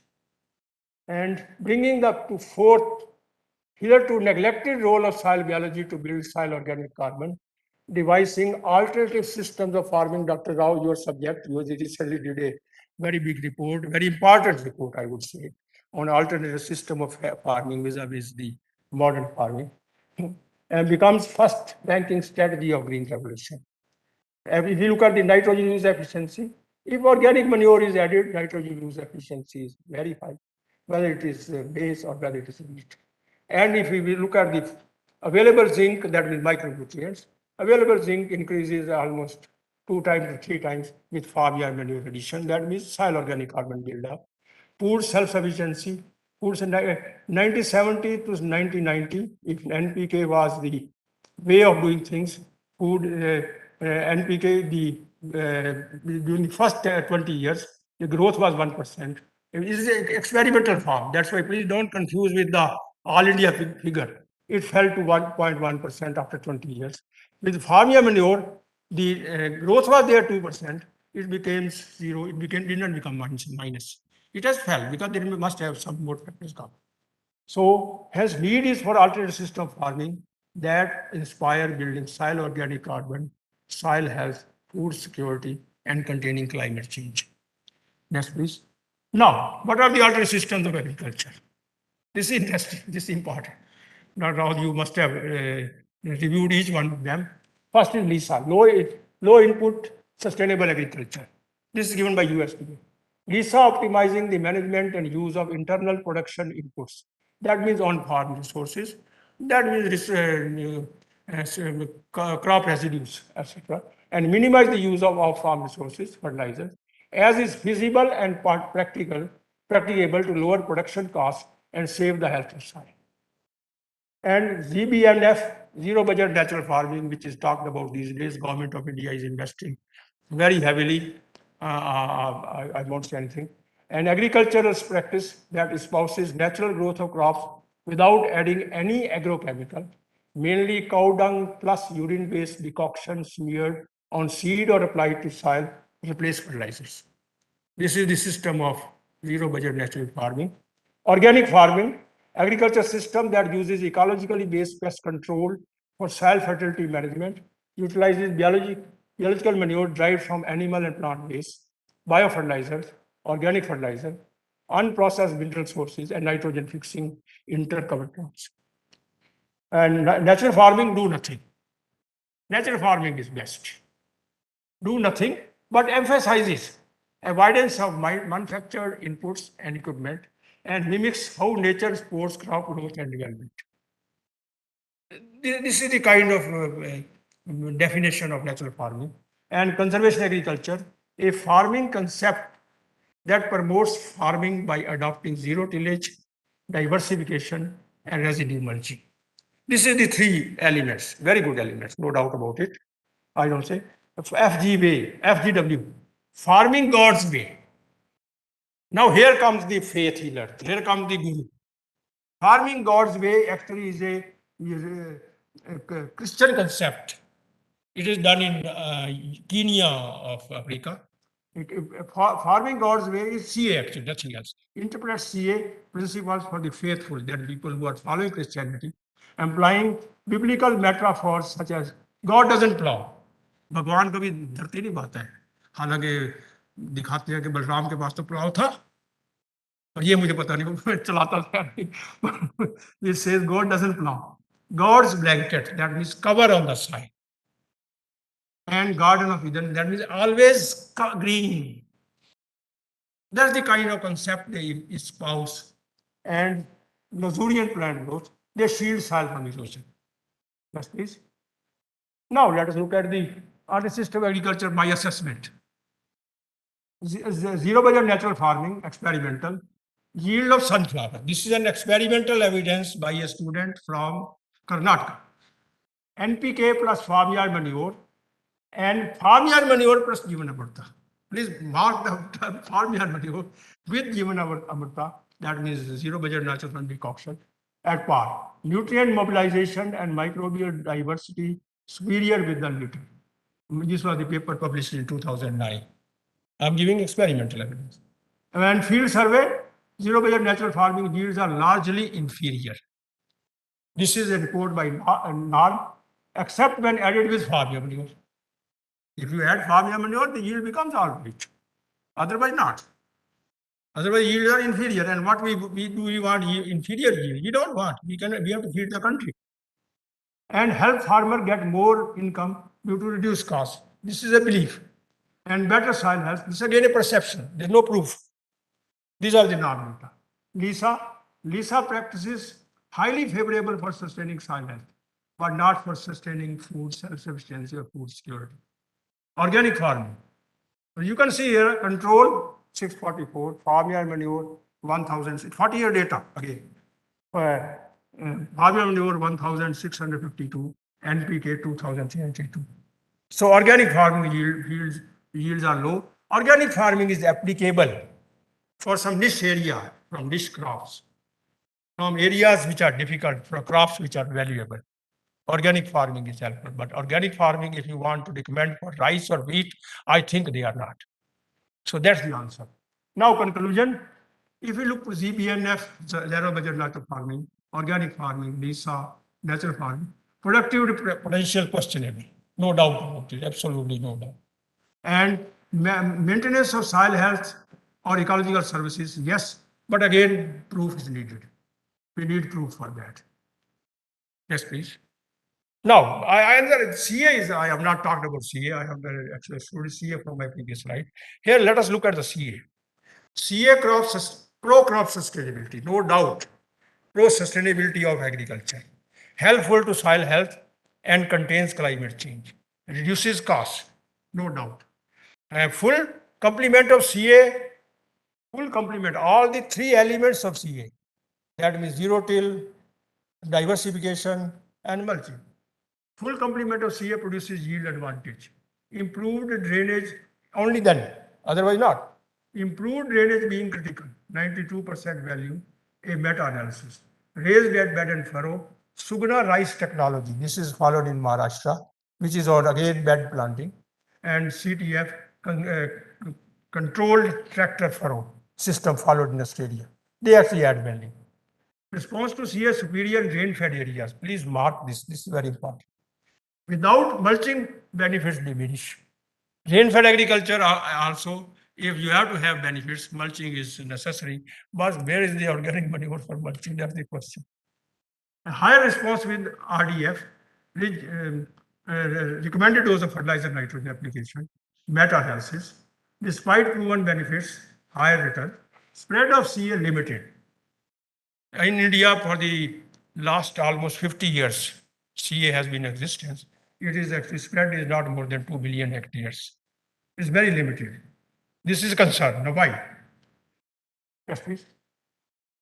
This is CA assessment, limited spread in India. Weaknesses, yield performance. Farmers are not convinced that CA can increase yield, and 95% of the farmers believe that.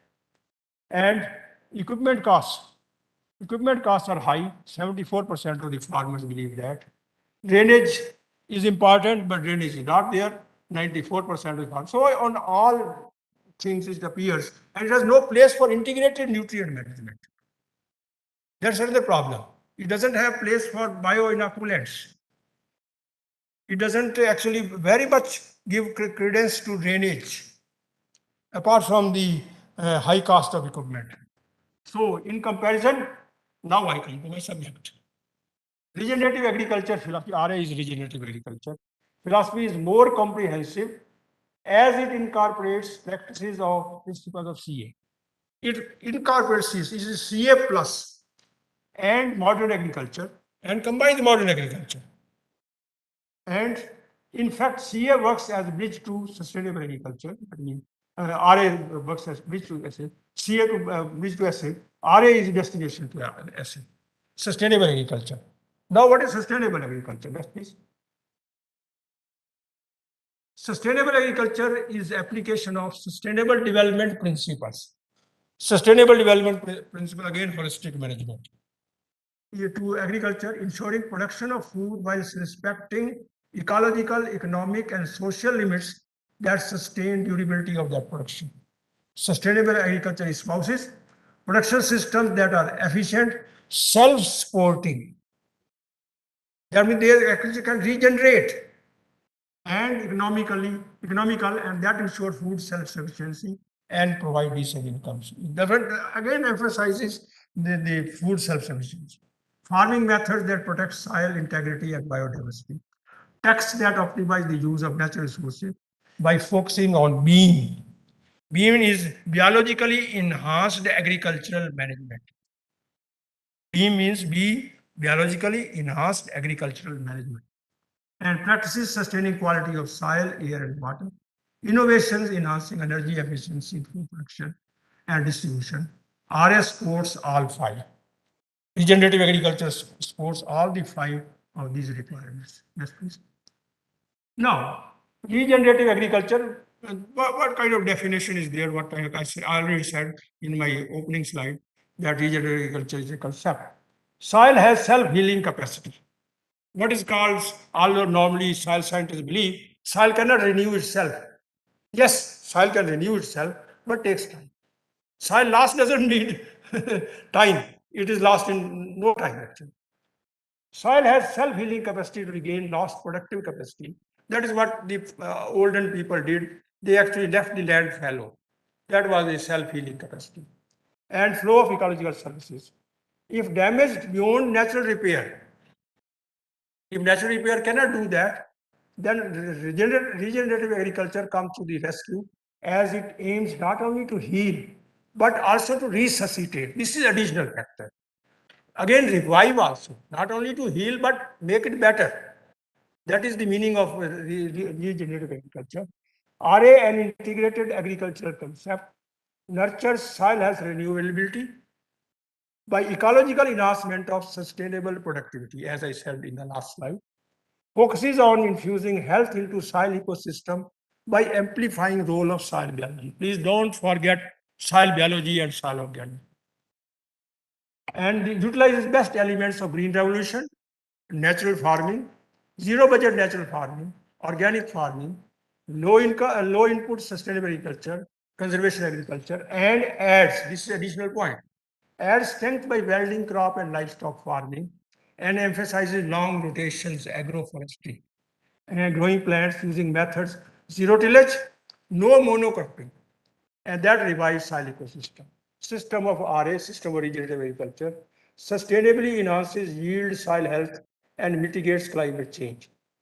Channelizes potential of soil biota to build more soil fertility and physical condition that one expects from others alternative system of agriculture, and insulates exit from soil of sequestered atmospheric carbon dioxide.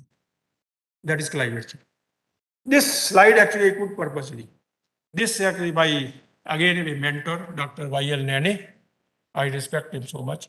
He asked me once when I was director Krida, that why ficus or people religiosa, actually can grow in walls. There is no soil in it. Tell me, you are a soil scientist, I could not answer that question.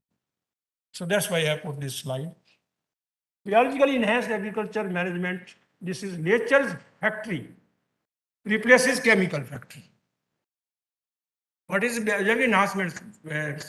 Biological enhanced agriculture management, BEAM, nature's factory of manufacturing nutrients replaces chemical factory of manufacturing nutrients. This is actually the, in nutshell, the BEAM. And soil biology is the pivot. Has immense untapped potential as it inspires nutrient absorption from in little soil. As little soil is available to give a hold, actually, it uses that one. RA utilizing BEAM focuses on exploiting that power of soil biota. Endophytes. Outside soil, but inside plants like ficus. This is the ficus religiosa. Endophytes are an example of microbes, mainly mycorrhizal fungi. Actually, I wrote to Dr. Rao when I read his report that, sir, you have to improve your little report little more with mycorrhizal fungi. And that can connect plant roots to soil nutrients that otherwise are beyond their reach. Nitrogen fixing rhizobia. I'm the engineer of natural farming. Natural factors.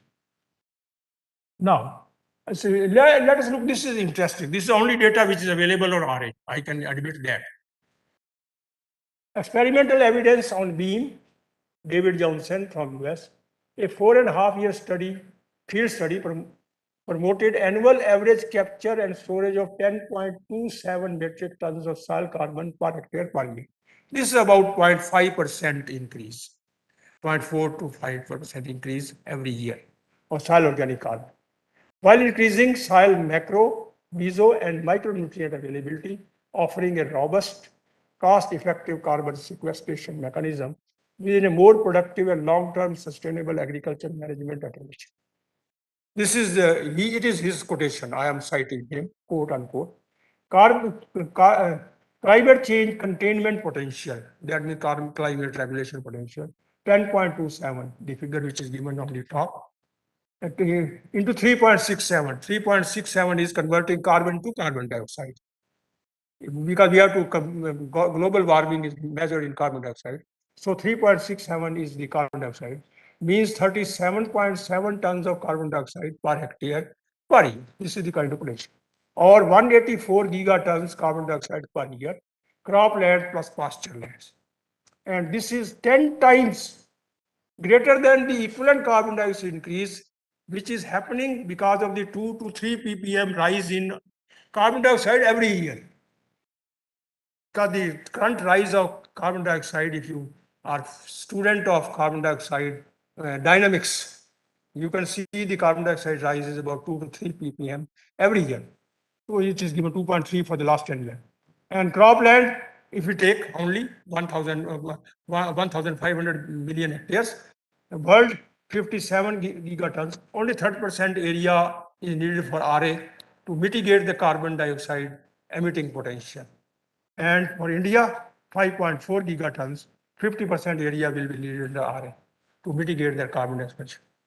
However, I caution, insufficient experimental data to conclusively confirm Dr. Johnson's findings. Multi-location large plot experiments are necessary to validate. But what he says is right, it's no doubt, but we need to validate. These are the general elements of regenerative agriculture. Minimize soil disturbance, zero till. Maximize crop diversity, cover crops. Keep soil covered, longer rotations, relay cropping. Maintain living roots, malnutrition, agroforestry, relay cropping, organic farming, build soil microbial diversity, integrate livestock by rotational grazing or regulated grazing, encourage drainage, rational use of synthetic or input-based fertilizers. In a sense, RA nucleus around beam, zero-till, soil cover, mixed cropping, integrated farming, for putting back more into soil than taking it. So this is a holistic soil management concept. Next, please. All the 9 or 10 elements are not necessary. Adopting all 9 practices is not necessary. Focus on 5. Zero tillage, longer rotation, centering on mixed cropping, use of organics, mixed farming. Multiple practices allowed to align with location situations. If you have diversity, you can align with many situations. And as per selected practices, translate RA into fulfilling goal and vision of agricultural production system. That means agriculture production plus more. Beyond that, when the way we eat food, the way we store food, the way we waste food, that is agriculture production system. Climate change containment and livelihood security. Integrate vigorously the functioning of useful soil biology. Need is there for mainstream regenerative agriculture practices and principles, and to create a market for trade of ecosystem services. This is very important. That means people who are actually generating ecosystem services by following certain conservation practices, they must be rewarded for that. This market has to develop. This market in India has not developed that much as it is developed in some countries. There should be credit for that.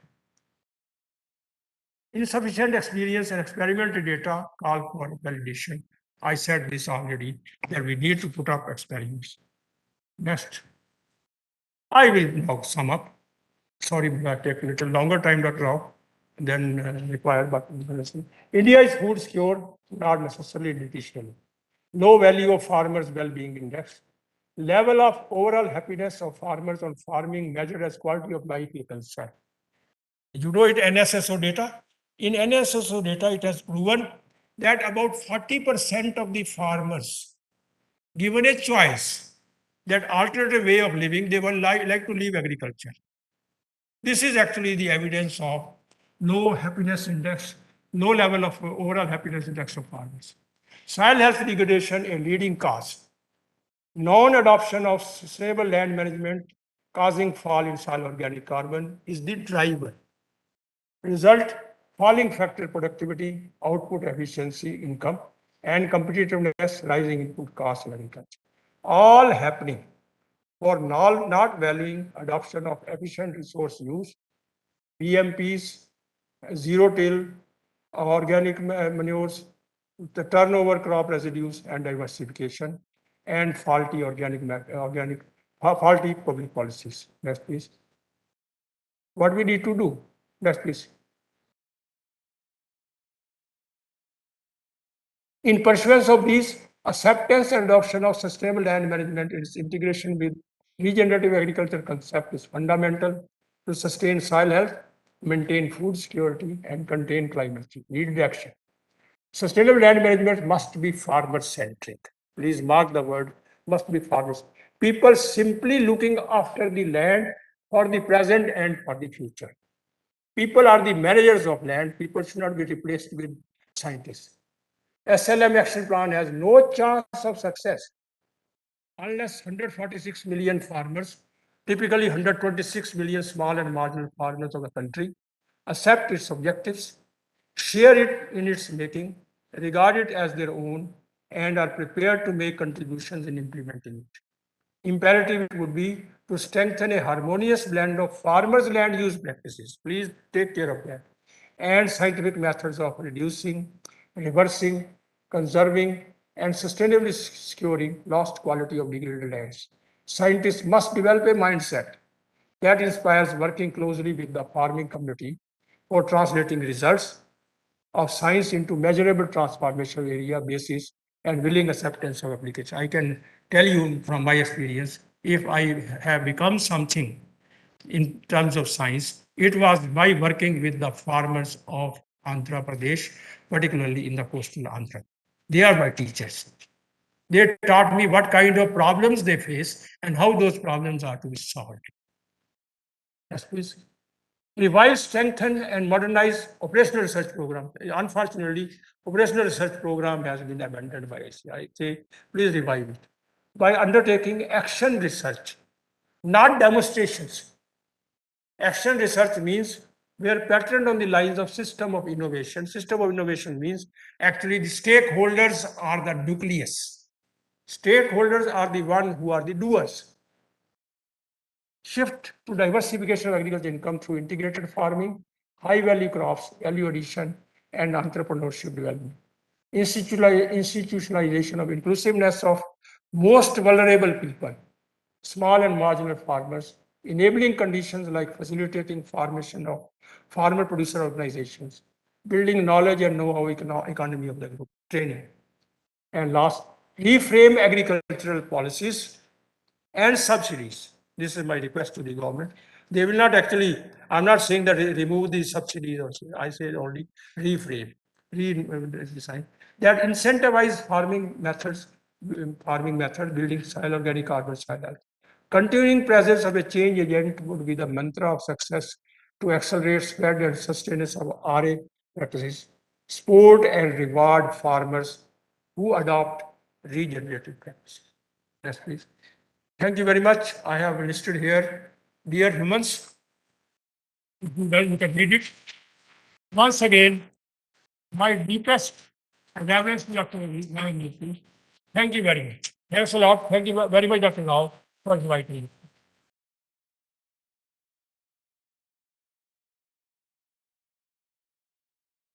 Thank you very much, sir. That was indeed a very informative lecture. You have systematically highlighted the importance of sustaining the health of natural resources and introduced the students and all of us here to the alternative systems of farming and especially the regenerative agriculture, which holds promise for future for saving the natural resources. Thank you very much, sir. It's now my privilege to invite our Honorable Vice Chancellor, Dr. V. Praveen Rao Garu, to kindly deliver the presidential address.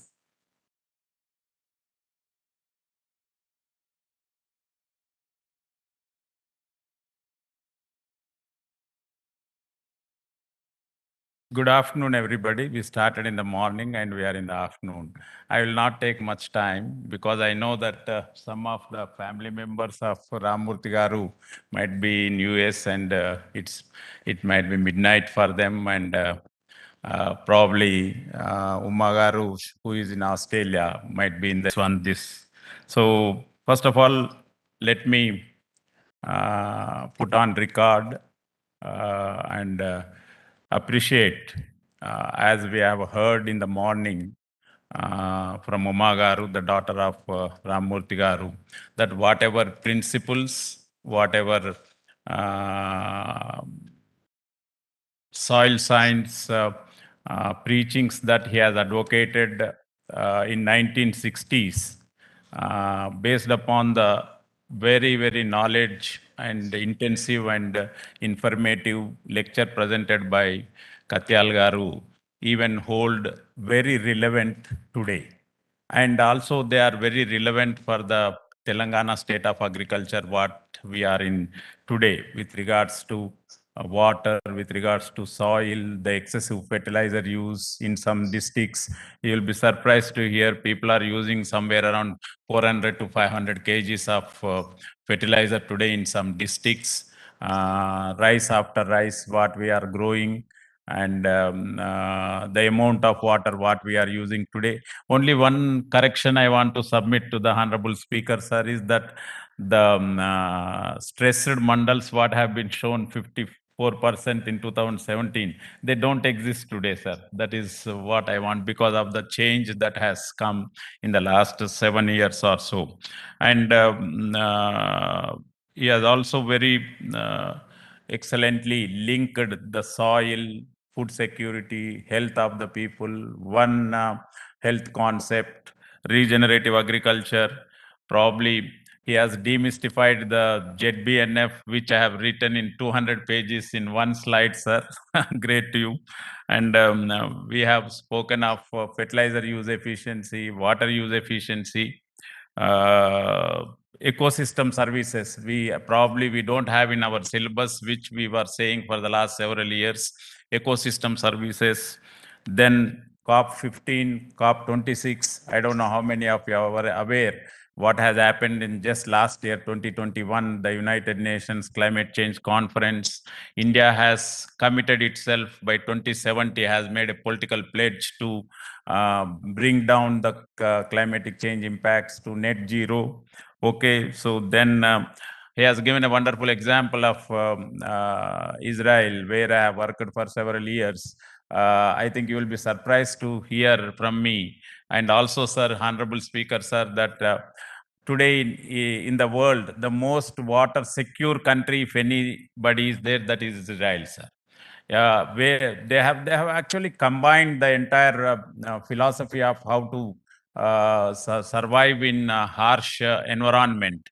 Today they have, wherever the entire Israel is on the Mediterranean coast, as you know, that wherever there is a settlement, you have a seawater saline water treatment plant, which is based upon solar power, and whatever water they use in agriculture there and whatever water they use in homes, it is again recycled to as a wastewater for agriculture in the greenhouses, and nothing goes as a waste. So I think it is a model that many people need.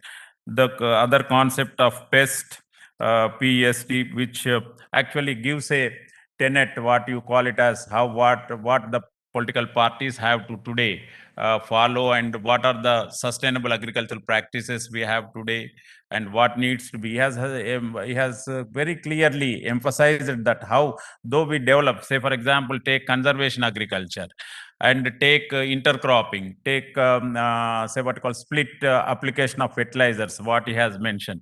Split application of fertilizers, you tell the farmer, he immediately adopts it, because there is not much redesigning of the farm is involved. Then when you talk of conservation agriculture, watershed development, then you have to entirely redesign the farm. That is the reason why the technology is very good. It is not being adopted on a large scale. Water stresses, imbalance in NPK use. Now we see in our Telangana how the farmers are using the fertilizers, and recently whatever we have mapped shows that nearly 250 mandals have excessive phosphorus, and now we are trying to stop using say what you call, asking the farmers not to apply any complex fertilizers, apply only nitrogen in some mandals, where we can use PSB, phosphorus solubilizing bacteria, and make use of already built up phosphorus in the soil, so that we can bring down the production costs.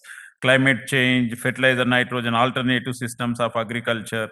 Okay, the sustainable agriculture, regenerative agriculture. So I think it's entire. I think soil science group and agronomy group might be very happy, because they need not now emphasize this to students, all the concepts that have been very nicely put in. And most important thing is how they have been linked to the society, how they have been linked to the stakeholders, how they have been linked to the say what you call the natural resources, what is the practical relevance of them today. And as all of you know that within another 20, say what you call 2 to 3 decades, what is going to be the population, what is the pressure, and how this planet behaves at point of time if we don't act now. So many things. I think the entire say what you call complete historically how agriculture has performed in this country, and what is the state of affairs today, and what we need to do in the next 2 or 3 decades, I think has been nicely put in, sir. Though say what you call, I persisted on you for the last 2 to 3 months. I think it was a very wonderful lecture, and I think all the students might have benefited immensely by this, both UG, PG, and PhD students, and as well as my faculty.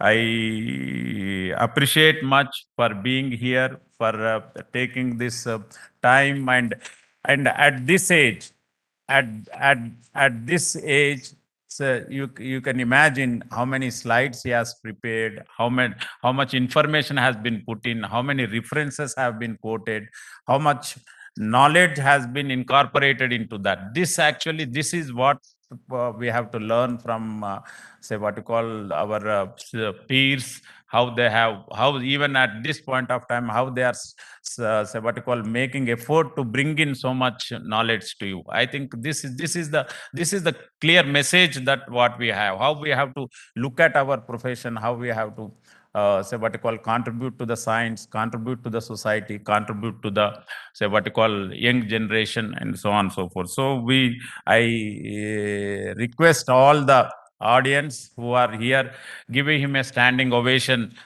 for the excellent lecture what he has given to us.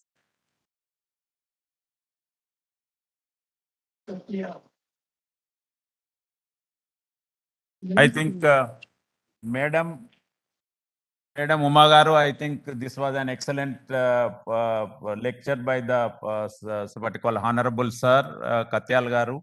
I think you might be very happy with the. Yes, I learned a lot of statistics out of this lecture. Yeah. And I was wondering how good the graphs were, Yeah. how well it's presented. Thank you, Dr. Katyal, Yeah. for Now, presenting this lecture. And I'm sure it will benefit all the students who are in that room one way or other. thank you, one and all. Thank you very much, sir, for those insightful words. We now felicitate our guests today. I request Honorable Vice Chancellor, sir, and Director of Research to join in and felicitate. Thank you very much, sir, for that excellent lecture for all our staff and students.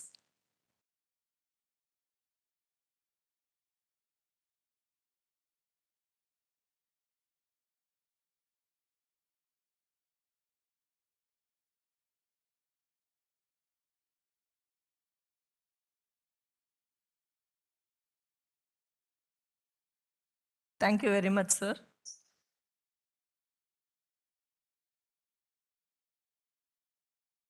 I now request Dr. K.B. Sunita Devi, Principal Scientist Research, PJTSAU, to propose the vote of thanks.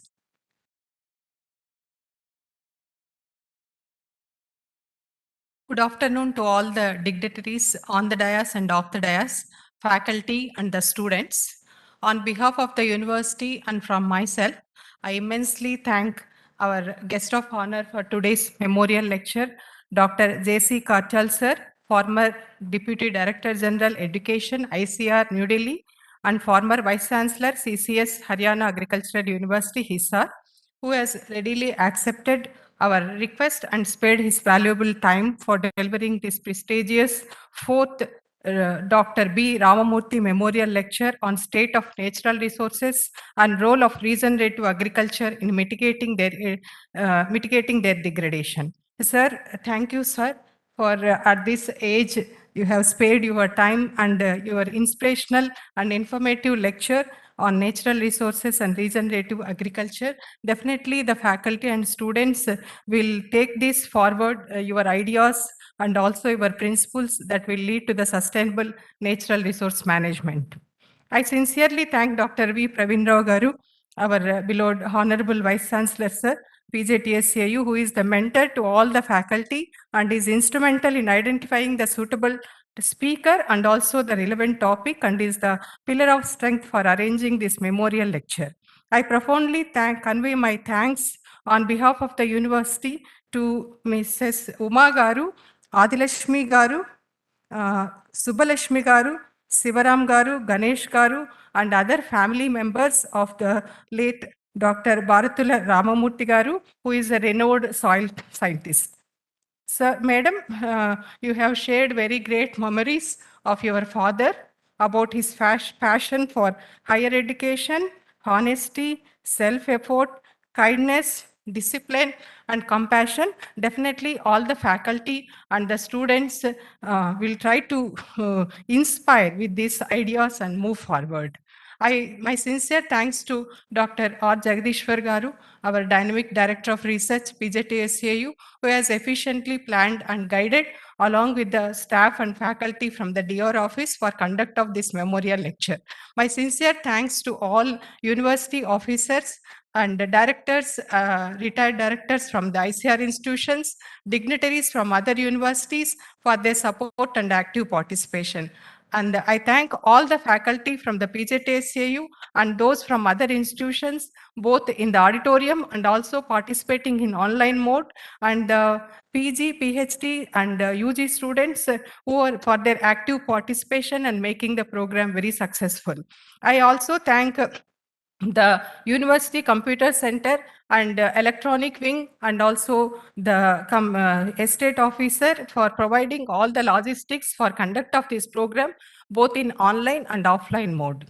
I thank each and every person, including those who I might have missed, who is directly and indirectly involved and supported this conduct of this program. Thank you, one and all.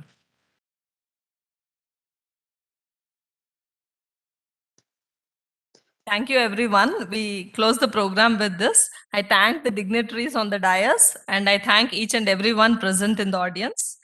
Students can collect your refreshments outside this hall on the left and right side. Thank you very much. Thank you. Bye.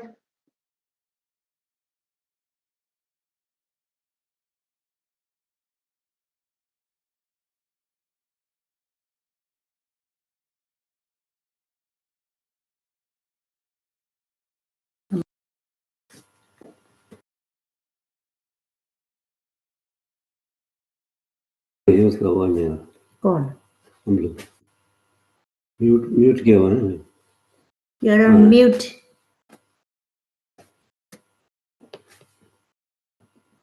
कुछ बोल रहे You are on mute.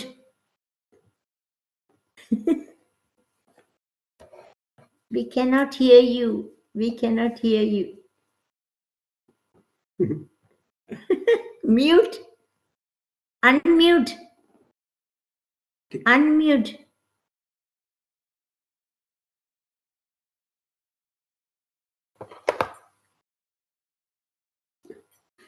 We can go out of this. Cannot hear you. The meeting was formally closed, madam. Yes, thank you. Thank you, madam. Thank you for joining Thank you very much. Bye-bye. Particularly Uma madam and Adilakshmi madam, particularly for a long correspondence made last 1.5 months, madam. Thank you, madam, once again. Thank you. Good night. नहीं किया Yes.